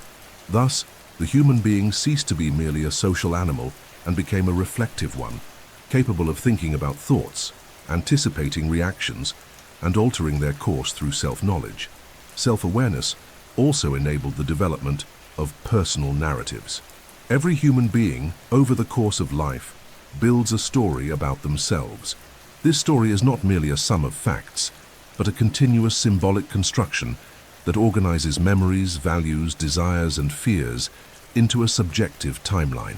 The hippocampus provides access to the past, while the prefrontal cortex allows us to imagine possible futures. Between these two extremes, the brain weaves an inner biography, a sense of continuity that sustains identity. When this network breaks down, as in certain forms of dementia or neurological injury, a person may still speak, walk, and interact, but no longer knows who they are. This mind that observes itself is also vulnerable. The same capacity to reflect inward can generate anguish, anxiety, comparisons, regrets, and paralyzing doubts. No other animal suffers from remembering past mistakes or worrying about future failures. Self-awareness brought a burden, the weight of existing with full perception. But it also brought a rare gift, the ability to change oneself based on that internal gaze. Practices like meditation, therapy, reflective writing, and spiritual exercises target this very brain network, enhancing the ability to observe one's own thoughts without being consumed by them, creating space between impulse and action, between feeling and reacting. Ultimately, self-awareness is what allows the brain to study itself. It is thanks to this capacity that science, psychology, and neuroscience emerged, disciplines where the object and the observer are paradoxically the same. The human brain is the only known system in the universe capable of formulating hypotheses about itself. It is both machine and mirror, engineer and engine. And that is why when it asks, "Who am I?" the brain is not merely seeking an answer. It is seeking a reason to continue evolving. Every night, when we close our eyes and plunge into the darkness of sleep, the body rests, but the mind remains active, mysterious, creating images, narratives, and emotions that seem to come from another world. Dreaming is, paradoxically, one of the most intense states of human consciousness, an internal, symbolic, dissociative, and deeply revealing awareness. Sleep and dreams are not failures or shutdowns of the brain. They are fundamental operations for maintaining identity, memory, creativity, and mental health. Their very existence has shaped, over millions of years, the architecture of the human brain. Evolution would never have allowed us to spend a third of our lives sleeping if it weren't essential for our cognition. Sleep is the silent stage where the mind rehearses, organizes, and reinvents itself. From a neurological perspective, sleep is divided into cycles with different phases. The main ones are non-REM sleep, split into N1, N2, and N3 stages, and REM sleep, rapid eye movement. During deep sleep, N3 phase, the brain performs physical repairs, consolidates declarative memories, and reorganizes what was learned during the day. During REM sleep, where the most vivid dreams occur, there is intense activation of the limbic system, including the amygdalas and hippocampus, and reduced activity in the dorsolateral prefrontal cortex, which is responsible for logic and critical thinking. This explains why dreams can be so illogical and emotional. They are emotional rehearsals without rational censorship, where the brain plays with images, metaphors, fears, and desires in symbolic and often unexpected ways. The function of dreams remains a topic of scientific debate, but several hypotheses converge on key ideas. One suggests that dreaming acts as an internal simulator of realities, allowing the brain to explore future scenarios, revisit past experiences, and test emotional responses without physical risk. This hypothesis is supported by studies on animals, in which rats, for example, replay the paths they learned during the day through repeated neural patterns while sleeping. In humans, dreams can help process trauma, reinforce learning, resolve emotional dilemmas, and even inspire creative solutions. Many inventions, works of art, and theories were born in dreams, including, reportedly, the periodic table, the melody of yesterday, and the structure of benzene. Even while asleep, the brain keeps creating. Another fascinating aspect of sleep and dreams is their relationship with consciousness. While awake, consciousness is outward-focused. We perceive sounds, lights, faces, movements. But during sleep, consciousness turns inward. It reconnects with the deep archives of the mind, revives forgotten sensations, blends memory fragments, creates visual metaphors, and moves the dreamer with narratives that defy logic, yet not meaning. It's a theater where the brain writes, directs, performs, and watches simultaneously. And even when we wake without remembering the plot, the emotional and neurological impact of the dream remains, reorganizing synapses, adjusting circuits, and regulating emotional states. Sleep deprivation has devastating effects on the brain. After just a few nights of poor sleep, attention drops, working memory is impaired, irritability increases, social judgment falters, and empathy diminishes. Over time, the risk of neurodegenerative diseases like Alzheimer's rises, since sleep helps clear metabolic waste from neurons, including beta amyloid plaques. Sleep is not a luxury, it is mandatory neurological maintenance. And dreaming is not frivolous. It is symbolic therapy for the psychological challenges of waking life. The dreaming brain is more resilient, more adaptable, more creative. It is during sleep that it restores its ability to think clearly, feel deeply, and decide wisely. There's yet another remarkable phenomenon tied to dreaming: lucid dreaming. In certain moments, a person becomes aware, during the dream itself, that they are dreaming. This state of consciousness within the unconscious reactivates regions of the frontal cortex that are normally inactive during REM sleep. It proves that even in the most symbolic states, the human brain can awaken to itself, like a mirror inside another mirror. This ability to recognize the dream as a dream and even interact with it reinforces the idea that consciousness is not a single state, but a multifaceted spectrum, where wakefulness, sleep, daydreams, and dreams are all part of a continuous mental flow. Sleep, therefore, is not the absence of consciousness. It is its cyclical transformation. It is in rest that the brain learns, feels, reorganizes, and rehearses. It is in dreams that the self fragments, multiplies, and reconciles. The mind's internal theater is a work with no audience, but with profound impact. And perhaps it is there that we find the purest versions of ourselves, those that live not in chronological time, but in dream time, where the impossible is just another way the brain experiments with freedom. For millions of years, the human brain developed as a direct tool for survival. Hunting, fleeing, finding shelter, caring for offspring, avoiding dangers. But at some point in the evolutionary journey, the brain began operating on a completely new level, one where concrete utility gave way to abstraction. This was the emergence of abstract intelligence, the ability to think in concepts that have no physical form, to manipulate mental symbols, to recognize invisible patterns. With it came mathematics, music, and metaphor, three distinct yet deeply interconnected expressions of a mind that learned to transcend immediate reality and function on symbolic, rhythmic, and conceptual layers. This transition not only expanded cognitive functions, but redefined the very meaning of intelligence. Mathematics, for example, didn't arise with numbers etched on tablets or equations in books. It was born when the human brain began to notice regularities in the world, the repetition of seasons, the cycles of the moon, the constancy of 3 stones, 3 trees, 3 days. The brain abstracted the idea of quantity and began to separate numerical value from physical objects. This required an extraordinary cognitive leap to create mental symbols that represent magnitudes, operations, and relationships. Alak intraparietal sulcus, located in the parietal lobes, is one of the main areas involved in this skill, allowing the brain to understand notions like greater than, less than, or equal to, even before formal language. Over time, this intelligence evolved into numerical systems, counting, measurement, geometry, and algebra, turning mathematics into one of the pillars of human civilization. Music, although seemingly far from mathematics, shares with it a deep structure of order and repetition. Rhythm, melody, and harmony depend on the brain's ability to recognize sound patterns, anticipate cadences, and feel variations. Music activates a wide neural network, including the auditory cortex, motor cortex, limbic system, and prefrontal cortex. It is not merely entertainment, it is the emotional organization of time. Sounds arranged in intentional aesthetic sequences generate pleasure, memory, and social cohesion. Studies show that music can induce trance states, heal trauma, enhance learning, and strengthen group bonds. Among our ancestors, rhythmically striking stones or bones may have served not only as communication but as cognitive training for synchronization, memory, and empathy. The musical brain learned to feel patterns, and with that, to dance with the invisible.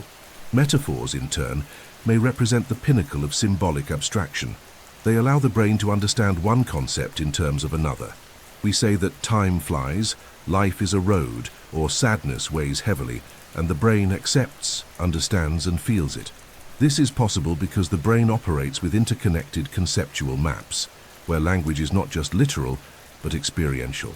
The supramarginal gyrus, anterior temporal cortex, and Broca's and Wernicke's areas work together to translate sensory and emotional experiences into symbolic verbal constructions. Metaphors expand the mind, enabling complex ideas to be communicated through simple imagery.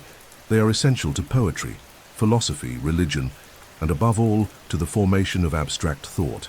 Abstract intelligence also required profound integration between the cerebral hemispheres.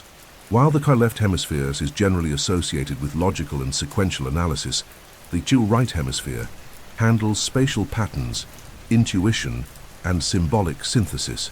The connection between them, made by the corpus callosum, allows the brain to see both the details and the whole. This integration is crucial for solving complex problems, creating scientific theories, or composing symphonies. The abstract mind is, therefore, a dance between structure and imagination, between numbers and notes, between words and symbols. Finally, the evolution of this intelligence granted humans something no other species has achieved: the ability to imagine alternative realities, worlds that don't exist, possible futures, ethical systems, utopias. This ability to construct mental universes is what gave us the right to invent everything, from money to justice, from science to literature, from religion to science fiction. The abstract mind is the cradle of innovation, and even when it doesn't solve concrete problems, it expands the boundaries of what we can conceive. Mathematics organizes the invisible world. Music translates emotion into sound patterns. Metaphor reveals the soul of language. Together, these expressions show that the human brain is not content with what is. It longs to imagine what could be. And in that pursuit of abstraction, pattern, and hidden meaning, the human mind touches the deepest point of its evolution, the ability to imagine what has not yet been, and by imagining to create.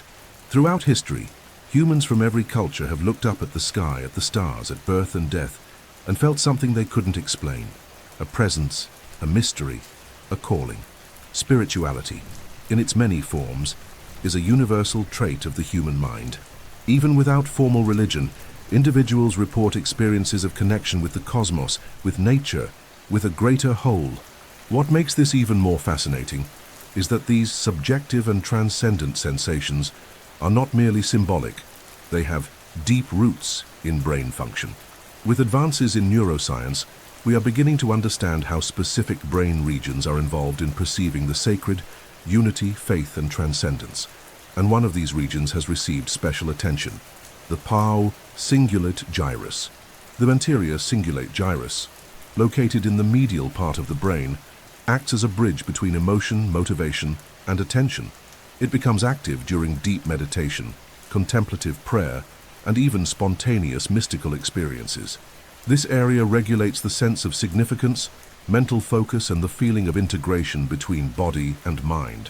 When intensely activated, it can produce the sensation of ego dissolution, of losing the boundaries of the self, a cornerstone of spiritual experiences. But the cingulate gyrus does not act alone. Spirituality also involves the inferior parietal cortex, which regulates body perception in space and can, during altered states, quiet down, generating the impression of merging with the universe. The right temporal lobe also plays a role, integrating complex emotions with deep memories and symbolic imagery. Thus, spirituality does not stem from a single God center in the brain, but rather from a coordinated orchestration of multiple regions that together construct the experience of transcendence. Neuroimaging studies show that regular spiritual practices, such as prayer, meditation, devotional chanting, or shamanic rituals, modify brain structure over time. The prefrontal cortex becomes thicker, the limbic systems becomes better regulated, and the brain shows reduced reactivity to stress. Subjective experiences of enlightenment or communion with the sacred often coincide with measurable changes in brainwave activity, particularly in gamma and theta frequencies associated with deep concentration and integrative experience. This doesn't mean the sacred is an illusion generated by electrical impulses. It means that the human brain evolved with access to the sacred as part of its functional architecture. Spirituality, then, would not be a malfunction of the brain, but one of its most complex and profound adaptive capacities. From an evolutionary perspective, spirituality may have offered multiple advantages. First, it strengthens social cohesion. Groups that share beliefs, myths, and rituals tend to be more cooperative, supportive, and resilient in crises. Furthermore, the feeling of connection with something greater can reduce fear of death, modulate pain, give meaning to suffering, and increase hope. Key elements for maintaining mental health and motivation in hostile environments.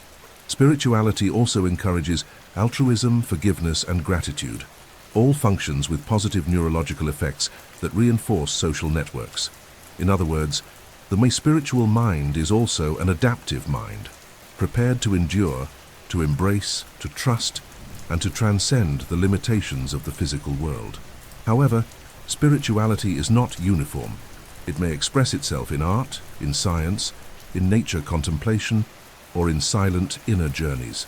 People may experience the sacred while listening to a symphony, watching a sunset, helping someone in distress, or reflecting on the infinite. This shows that the spiritual brain is not tied to any religion or dogma. It is an expanded mode of consciousness, a mental state where the self opens to mystery, beauty, and meaning. The activation of these neural networks can occur in a temple or a laboratory, in the forest's silence or the vastness of space. Today, disciplines like in neurotheology investigate not only the brain's basis for faith, but also the beneficial effects of spirituality on mental health, longevity, and brain plasticity. We know, for instance, that individuals with a strong sense of spiritual purpose tend to have lower cortisol levels, better immune function, fewer depressive symptoms, and higher subjective well-being. In this sense, spirituality operates like an ancestral technology of neurological integration, a way to align thoughts, emotions, memories, and intentions in a coherent, harmonious flow supported by biology. Perhaps we'll never know if God resides in a specific part of the brain, but we do know that the human brain was shaped to seek Him, conceive of Him, and relate to Him in diverse ways. The mystery remains, and it is in that space between a synapse and symbol, between electrical impulse and emotional ecstasy, that spirituality resides. The brain, when contemplating the sacred, doesn't just react, It transforms, and in that transformation, we touch what is both ancient and modern within us, the ability to feel that we are part of something far greater than we can comprehend. Since the dawn of the human species, men and women have faced distinct challenges in the natural environment. Hunting, gathering, protection, gestation, caring for offspring, division of labor, and social organization shaped not only their bodies, but also their brains. And although men and women share 99.9% of their genetic code, there are subtle yet important structural and functional differences in their brains. These differences do not imply superiority of one over the other. Rather, they reflect specific evolutionary pressures that led to complementary specializations. Understanding how these variations arose and what they signify not only reveals more about the functioning of the human mind, but also helps explain behaviors, thought styles, emotional patterns, and cognitive strategies that mark the path of our species. From an anatomical standpoint, the male brain tends to be larger in absolute volume, which correlates with the generally larger male body size, but this does not imply greater intelligence or cognitive capacity. The female brain, though smaller in volume, shows higher neuron density per cubic centimeter in certain regions and greater interhemispheric connectivity, which favors integration between logic, emotion, and language. Neuroimaging studies show that men tend to have more intrahemispheric connections, while women display more cross-hemispheric connections between the left and right sides of the brain. This functional difference may explain why, on average, women show greater verbal fluency, emotional empathy, and multitasking ability, while men show greater ease with spatial skills, orientation, and single-task focus. These specializations arose from distinct evolutionary pressures, many of which were tied to the natural division of labor in early human groups. While men traditionally ventured on long-distance hunts, requiring spatial navigation, strategy, and prolonged silence, women focused on gathering, childcare, and maintaining social cohesion. This favored the development of refined social skills, auditory sensitivity, reading of facial expressions, and emotional language. The female brain, in this context, was shaped by constant interpersonal interaction, demanding simultaneous processing of subtle signals. Meanwhile, the male brain was shaped by the need for focused attention, direct action, environmental cue interpretation, and quick physical problem solving. Hormonal influences also play a central role in this neurological dimorphism. Testosterone, predominant in men, affects areas related to aggression, competition, dominance, and impulsivity. It modulates the amygdala and reward system, promoting risk-taking and status-seeking behaviors. Estrogens, more prevalent in women, have neuroprotective effects and influence synaptic plasticity, mood regulation, and emotional perception. Oxytocin, known as the love hormone, reaches higher levels in women, especially during pregnancy and infant care, reinforcing circuits of empathy, bonding, and emotional reading. These chemical differences are not fixed. They interact with the environment and can be strengthened or attenuated by culture, experience, and neuroplasticity. In terms of language, the female brain typically exhibits greater bilateral activation, involving both hemispheres during speech, listening, and reading tasks. This allows for greater resilience to brain injury and a broader vocabulary in early life stages. Conversely, the male brain tends to specialize these functions in the left hemisphere, which can facilitate sequential, syntactic, and hierarchical analysis, skills especially useful in logic or formal systems. Regarding memory, women tend to excel at recalling emotion-rich autobiographical events, while men often perform better in spatial memory and navigation tasks. These distinctions are statistical averages and do not define individual talent, but they reveal patterns shaped by evolution and amplified by social contexts. Despite these differences, what's most fascinating is how much men and women actually share. Both possess brains capable of empathy, logic, creativity, abstraction, intuition, and spiritual connection. Brain dimorphism is not a barrier. It is a mirror of the adaptive diversity of the human species. Human intelligence is not confined to a single structure, but distributed across networks that can reorganize themselves. through use, learning, and emotional bonding. Today, research shows that men can develop abilities traditionally attributed to women, and vice versa. All depends on experience, stimulation, and intent. The brain is malleable, and neuroplasticity dissolves boundaries once considered fixed. In summary, the male and female brains evolved under different yet complementary pressures. Each developed effective cognitive strategies for solving the challenges of survival and coexistence. The true strength of the human species lies in this complementarity, in the blend of reason and emotion, focus and connection, analysis and empathy. And at the heart of this complexity is the brain itself, an organ that, throughout history, has learned not only to think and feel, but also to share the world with others. Throughout human evolutionary history, the brain has continuously adapted to its surrounding environment, from the use of flint tools to the invention of writing, paper, the printing press, radio, and television. The human mind has both shaped and been shaped by its tools. However, no transformation has been as fast or as profound as the one driven by digital technologies. Computers, smartphones, social media, artificial intelligence, and virtual interfaces have not only changed the way we interact with the world, they are rewriting how the brain perceives, remembers, learns, feels, and decides. The 21st century mind is the same one that once walked the African savannas 300,000 years ago, but it is now immersed in an environment of continuous hyperstimulation. And this immersion has measurable and often invisible, but deeply profound impacts. The first major change concerns attention. In a world of non-stop notifications, simultaneous tabs, short videos, and infinite feeds, the brain now operates in a fragmented mode. Sustained attention, the kind that allows us to read an entire book, listen to a long lecture, or reflect on a complex dilemma, is being replaced by brief spikes of focus, interrupted by multiple distractions. This alters the functioning of the prefrontal cortex, responsible for filtering stimuli, planning actions, and inhibiting impulses.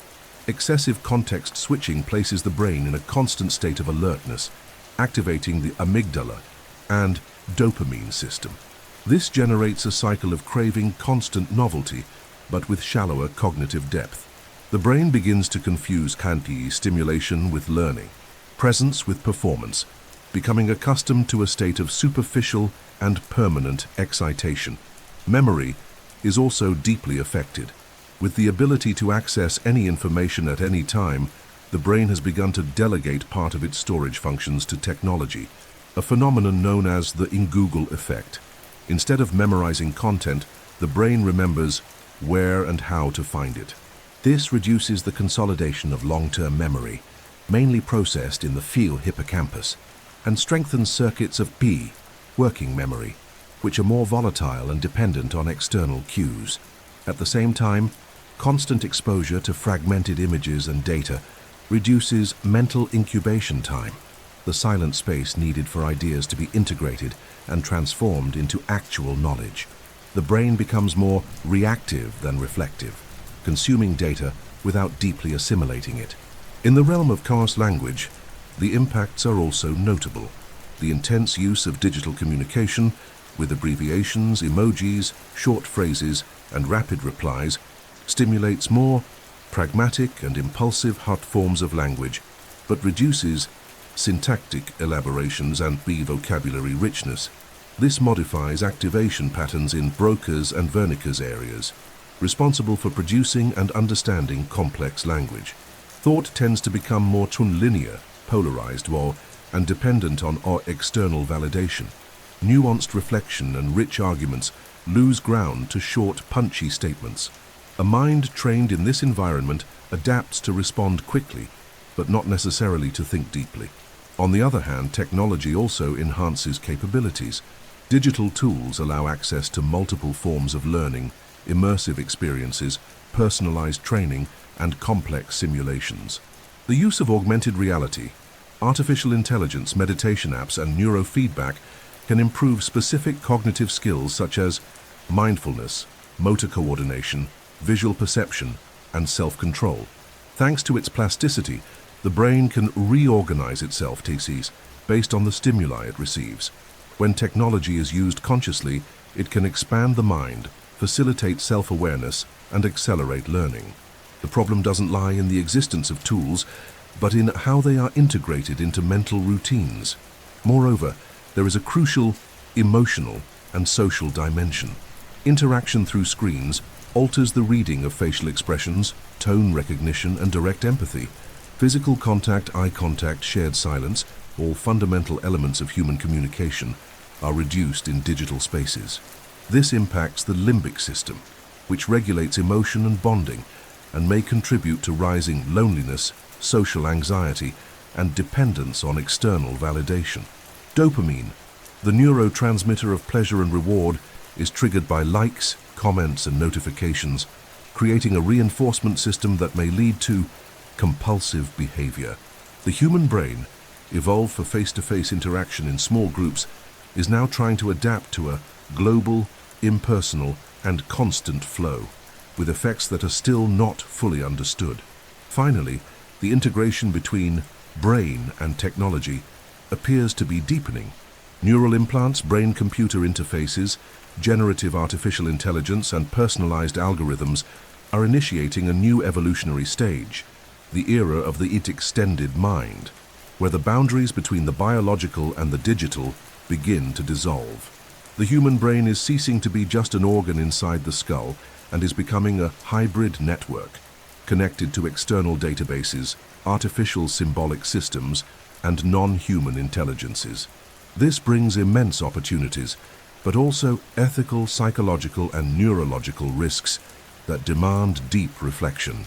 Technology is not the enemy of the brain, it is its creation. But the creator must understand the effects of its own invention.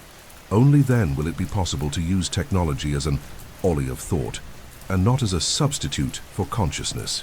The future of human cognition will depend not only on the power of machines, but on the wisdom with which we decide how often, with what intention, and to what depth we connect to them. The human brain that today strolls through shopping malls, accesses social media, faces traffic jams, or makes complex financial decisions is the same brain that, for hundreds of thousands of years, lived in small tribes, surrounded by predators, sleeping in caves and reacting urgently to immediate threats. It was shaped to survive in hostile environments where danger was physical, communication was direct, and the world changed slowly. But now, within just a few generations, this brain has found itself transported into a completely different environment, fast, digital, abstract, overloaded with information, and filled with symbolic pressures. And it is precisely this disconnection between the ancestral brain and the modern world that lies behind one of the greatest dilemmas of the contemporary mind, the global epidemic of anxiety. Anxiety, in its original form, was a survival tool. When our ancestors heard an unusual sound in the forest, the brain would activate its alarm system. The hypothalamic pituitary adrenal axis would release adrenaline and cortisol, speed up the heartbeat, dilate the pupils, and prepare the body to fight or flee. This rapid reaction was mediated by the amygdala, a brain structure that monitors the environment for signs of danger. This anxious response increased the chances of escaping an attack, avoiding poisons, protecting offspring, or making urgent decisions. The problem is that this system was designed for real, short-lived threats. Today, it's being activated daily by symbolic, diffuse, and constant problems like phone notifications, social pressures, deadlines, alarming news, or online comparisons. This chronic activation of the alarm system has harmful effects. A brain in a constant anxious state enters hypervigilance, interpreting neutral stimuli as threatening, disrupting sleep, reducing working memory, impairing digestion, and compromising decision-making. The prefrontal cortex, responsible for rational thinking and impulse control, is suppressed when the amygdala is hyperactive. This creates a feedback loop. Fear increases, logical thinking decreases, insecurity grows, and the body suffers. It's as if we have a danger detector constantly going off, even when what we face poses no threat to life, like an unanswered email or a subtle criticism. Moreover, the modern environment is particularly prone to amplifying anxious stimuli. Constant comparison with others, intensified by social media, activates the same circuits of threat and social exclusion that in the past meant real risk of expulsion from the group and death by isolation. The scarcity of rest rituals, the absence of silence, the excess of options, and the fragmentation of attention render the brain incapable of entering deep neurological recovery states.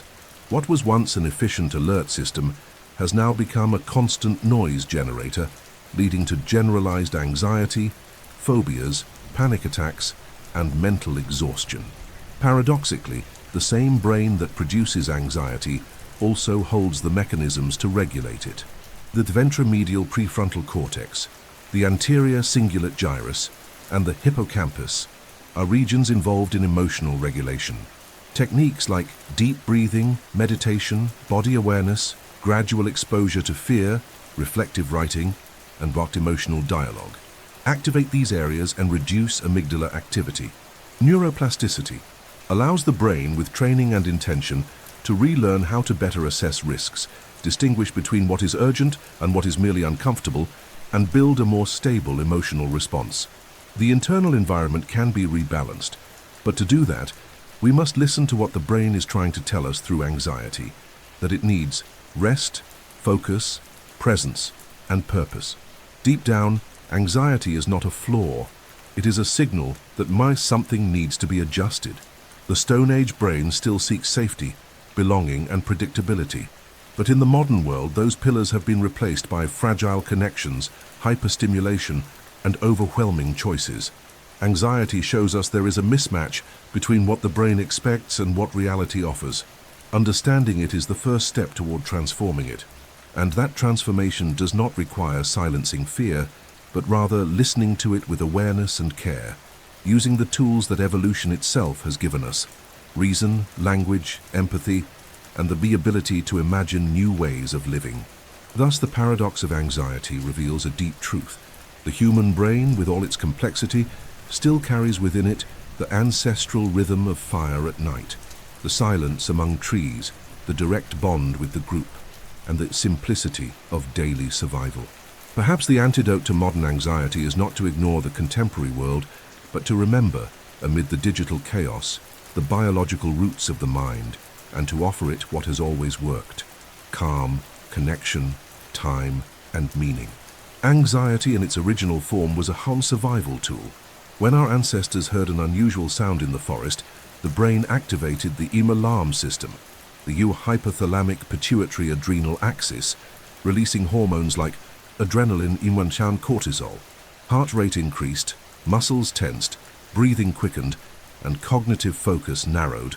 All of this prepared the body to fight or flee, a rapid, effective, and vital response in environments where a delay of seconds could mean death.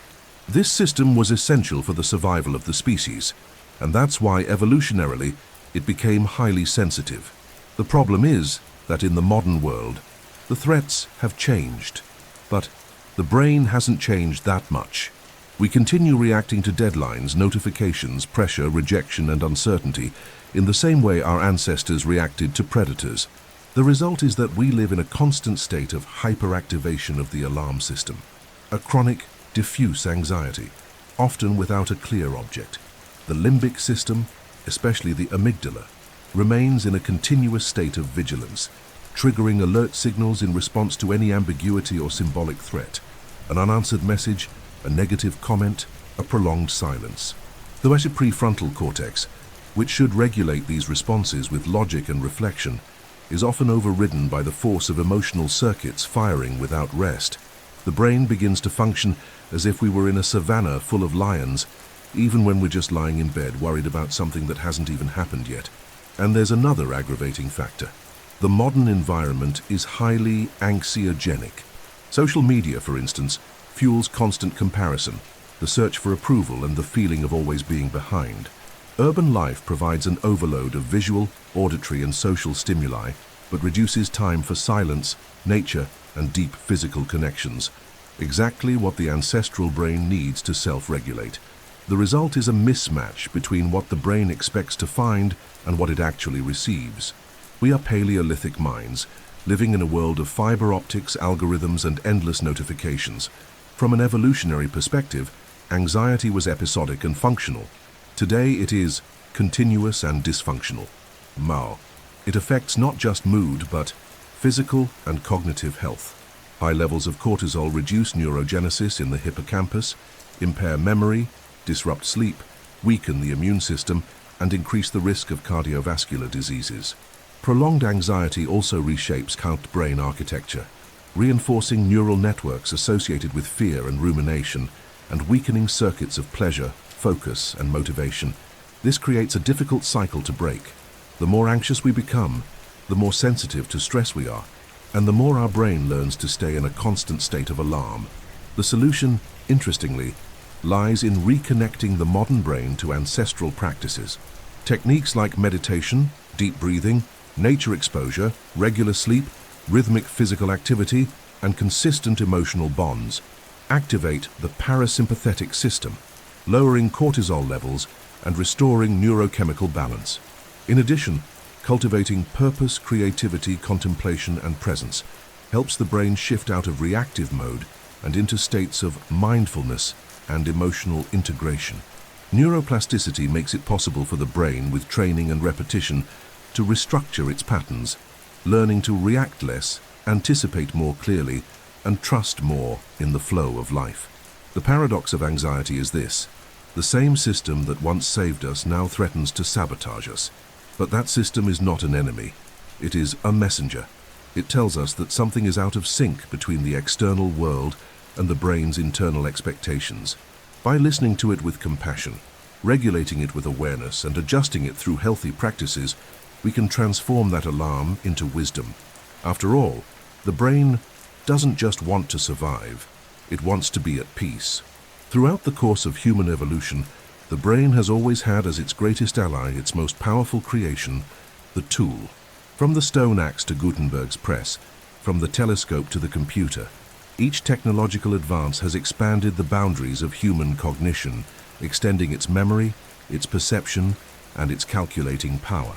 But with the emergence of artificial intelligence, capable of learning, predicting, synthesizing, and even creating, the human brain is now confronted for the first time with a tool that also thinks. AI does not simply execute tasks. It makes decisions, adapts, and interacts in natural language. This raises a central question for the future of the human mind. Are we witnessing an extension of biological intelligence or a potential substitution? The answer depends on how we understand the capabilities of the brain and the potential and limits of the machines we have built. The human brain is a meaning-making machine. It doesn't merely process data, it interprets context, recognizes emotions, intuits subtle patterns, forms emotional memories, and builds complex narratives about the world and about itself. Its functioning is distributed, electrochemical, and deeply shaped by emotions, sensations, and subjective experiences. Artificial intelligence, on the other hand, operates through mathematical algorithms, artificial neural networks, and training systems that simulate learning. It can be faster in calculations, more precise in predictions, and more efficient in analyzing large volumes of data. However, it still lacks, at least for now, consciousness, intentionality, suffering, and subjective experience, which are hallmarks of the human mind. AI thinks, but it does not feel. It generates, but it does not live. Nevertheless, as AI systems become more sophisticated, integrating language, images, sound, context, and adaptation, they begin to occupy spaces traditionally reserved for human cognition. News articles, medical diagnoses, musical compositions, scripts, legal decisions, all now involve contributions or automation generated by AI. This brings about a shift in the role of the human brain: less executor, more curator, less technical, more a creator of meaning.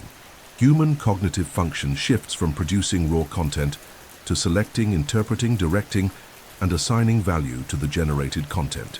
In other words, AI may process information, but the human brain remains the master of meaning. However, this transition is not neutral.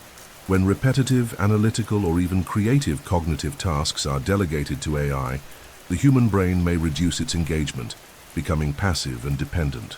This affects areas such as the dorsolateral prefrontal cortex, involved in planning and decision-making, the hippocampus, responsible for contextual memory, and the superior temporal gyrus, critical for language comprehension.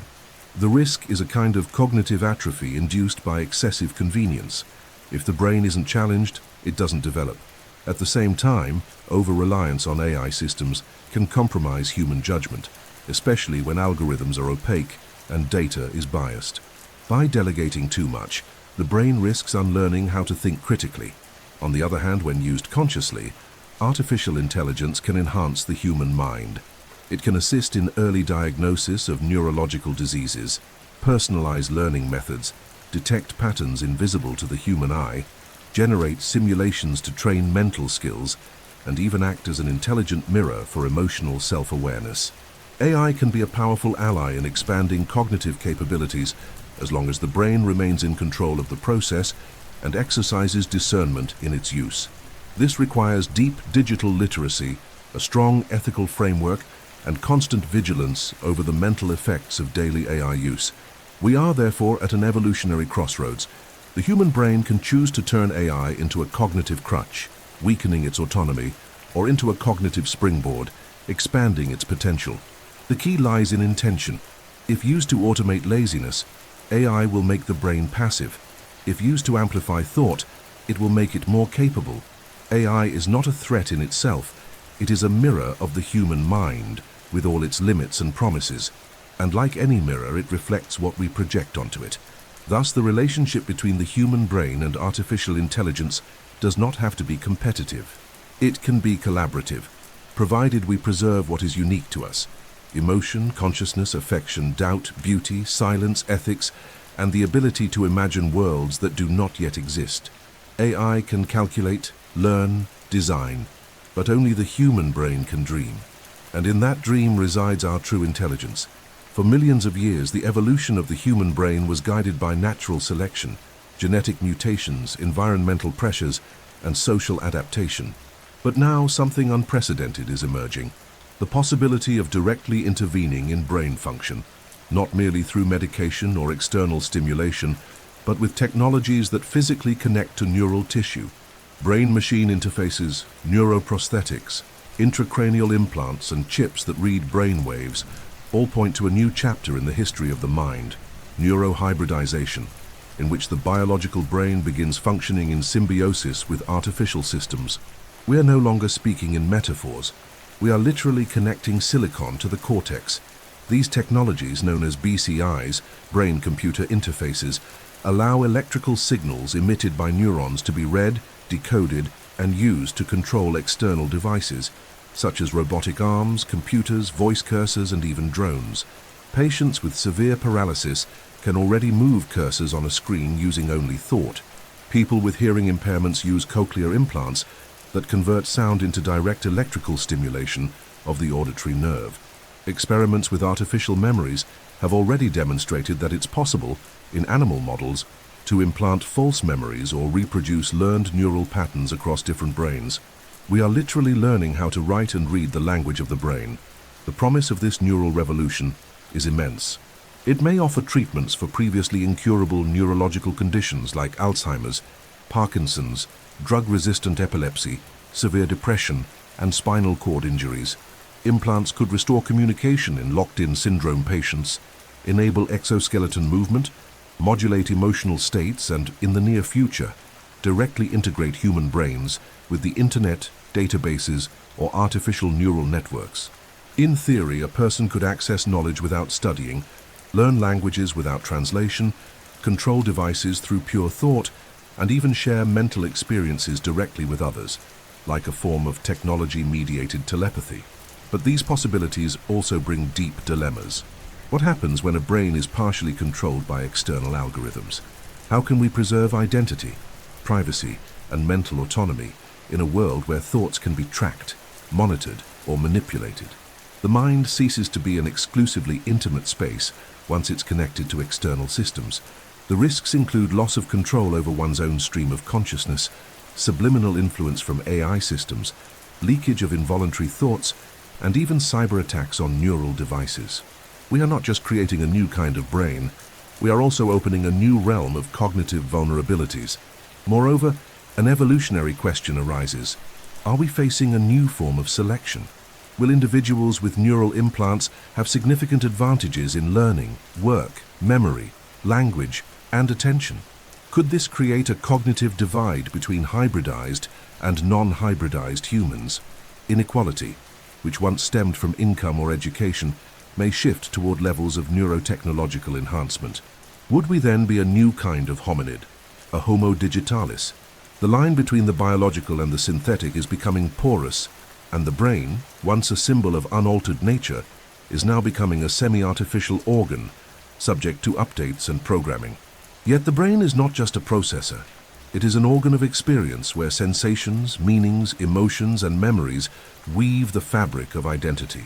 Any attempt at neural enhancement must respect this complexity. A chip may increase computational capacity, but it cannot replace the magic of a memory, the poetry of a shiver, or the epiphany of an insight. The true evolution of the brain may not lie in making it faster, but in making it more aware, not in thinking more, but in feeling better, integrating more deeply, and living more fully. Technology should serve the human being, not the other way around. Thus, the future of neural evolution is in our hands, or more precisely, in our neurons. We can choose a path of amplifying humanity, where technology enhances empathy, creativity, and well-being, or a path of mental control and standardization. Biology brought us this far. Technology can take us further, but the direction will be determined by the ethics with which we design and use these tools. The brain, after all, is not just a signal processor. It is the house where the soul of the world lives. Of all the creatures that have walked the earth, only one has been able to build telescopes to probe distant galaxies, to peer into invisible structures under the microscope, and above all, to look within itself, not just with introspection, but with science. The human brain, after millions of years of slow evolution, was not content merely to exist. It began to study the universe, the atoms, other beings, and ultimately, itself. Neuroscience, more than just a field of knowledge, is the pinnacle of an extraordinary paradox. A structure made of cells trying to understand its own structure. It's as if a flashlight were trying to illuminate itself. And still, the brain insists, explores, questions, investigates. It is simultaneously the observer and the observed. This quest for cerebral self-knowledge is relatively recent in the history of science. For centuries, the brain remained a mystery hidden behind the skull, interpreted through myths, religions, and philosophical speculation. With the rise of modern anatomy, electricity, experimental medicine, and later, neuroimaging, we gradually unveiled the secrets of gray matter: synapses, neurotransmitters, cortices, lobes, functional networks, rhythmic oscillations, and the electric patterns of thought. We learned that ideas follow chemical pathways, that emotions have circuits, that memories leave physical traces. We learned that consciousness emerges from billions of neurons interacting, and that identity, affection, fear, and love have spatial locations within the brain's internal geography. Yet the more we advance in mapping the mind, the more we discover its unreachable complexity. Consciousness remains a mystery. How can something so subjective, so immaterial as the experience of being, arise from raw matter, from electrical impulses and molecules? This is the so-called hard problem of consciousness, a frontier still undeciphered, challenging neuroscientists, physicists, philosophers, and engineers alike. We've built models that replicate cognitive processes, such as memory, pattern recognition, and learning. But the spark of self-awareness, the eye that observes, dreams, suffers, and contemplates, remains unexplained. It's as if the brain has created the perfect tools to understand everything, except itself completely. This limitation, however, is not a failure. It is confirmation that the brain is not just a calculating machine. It is an organ of mystery. And perhaps that mystery is not meant to be fully solved, but lived. The human brain can imagine infinity, conceive of alternate realities, create art, love the abstract, sacrifice itself for ideas, laugh at randomness, cry from empathy, and find meaning where no logic exists. It dreams while sleeping, plans the future in the present, and relives the past with illusory perfection. It deceives and dazzles itself with its own complexity. The brain doesn't only seek understanding, It desires, fears, contradicts. It is, above all, the living expression of the paradox that is the human being. In seeking to understand itself, the brain has built cultures, sciences, religions, spiritualities, psychotherapies, and poetry. It has created metaphors to try to explain itself, comparing itself to libraries, clocks, computers, networks, gardens, galaxies. Each era has offered a new way to imagine the brain, and each discovery has brought more questions than answers. And still, the impulse to understand remains, not out of arrogance, but out of necessity. To know how the mind works is the only way to make it less enslaved to unconscious impulses, less trapped in automatisms, more free to choose wisely, with empathy, and with foresight. The final frontier is not outside of us. It is inside the very brain that builds frontiers. The challenge is not merely technical or scientific. It is also ethical, existential, and philosophical. The brain may study itself to the limits of language, but perhaps it needs silence, art, and love to grasp what lies beyond the measurable. Evolution brought us this far. Consciousness allows us to go further, and if there is to be another leap, it will not be one of intelligence alone, but of wisdom. Because the brain, with all its complexity, is not just what we think. It is the place where thought is born,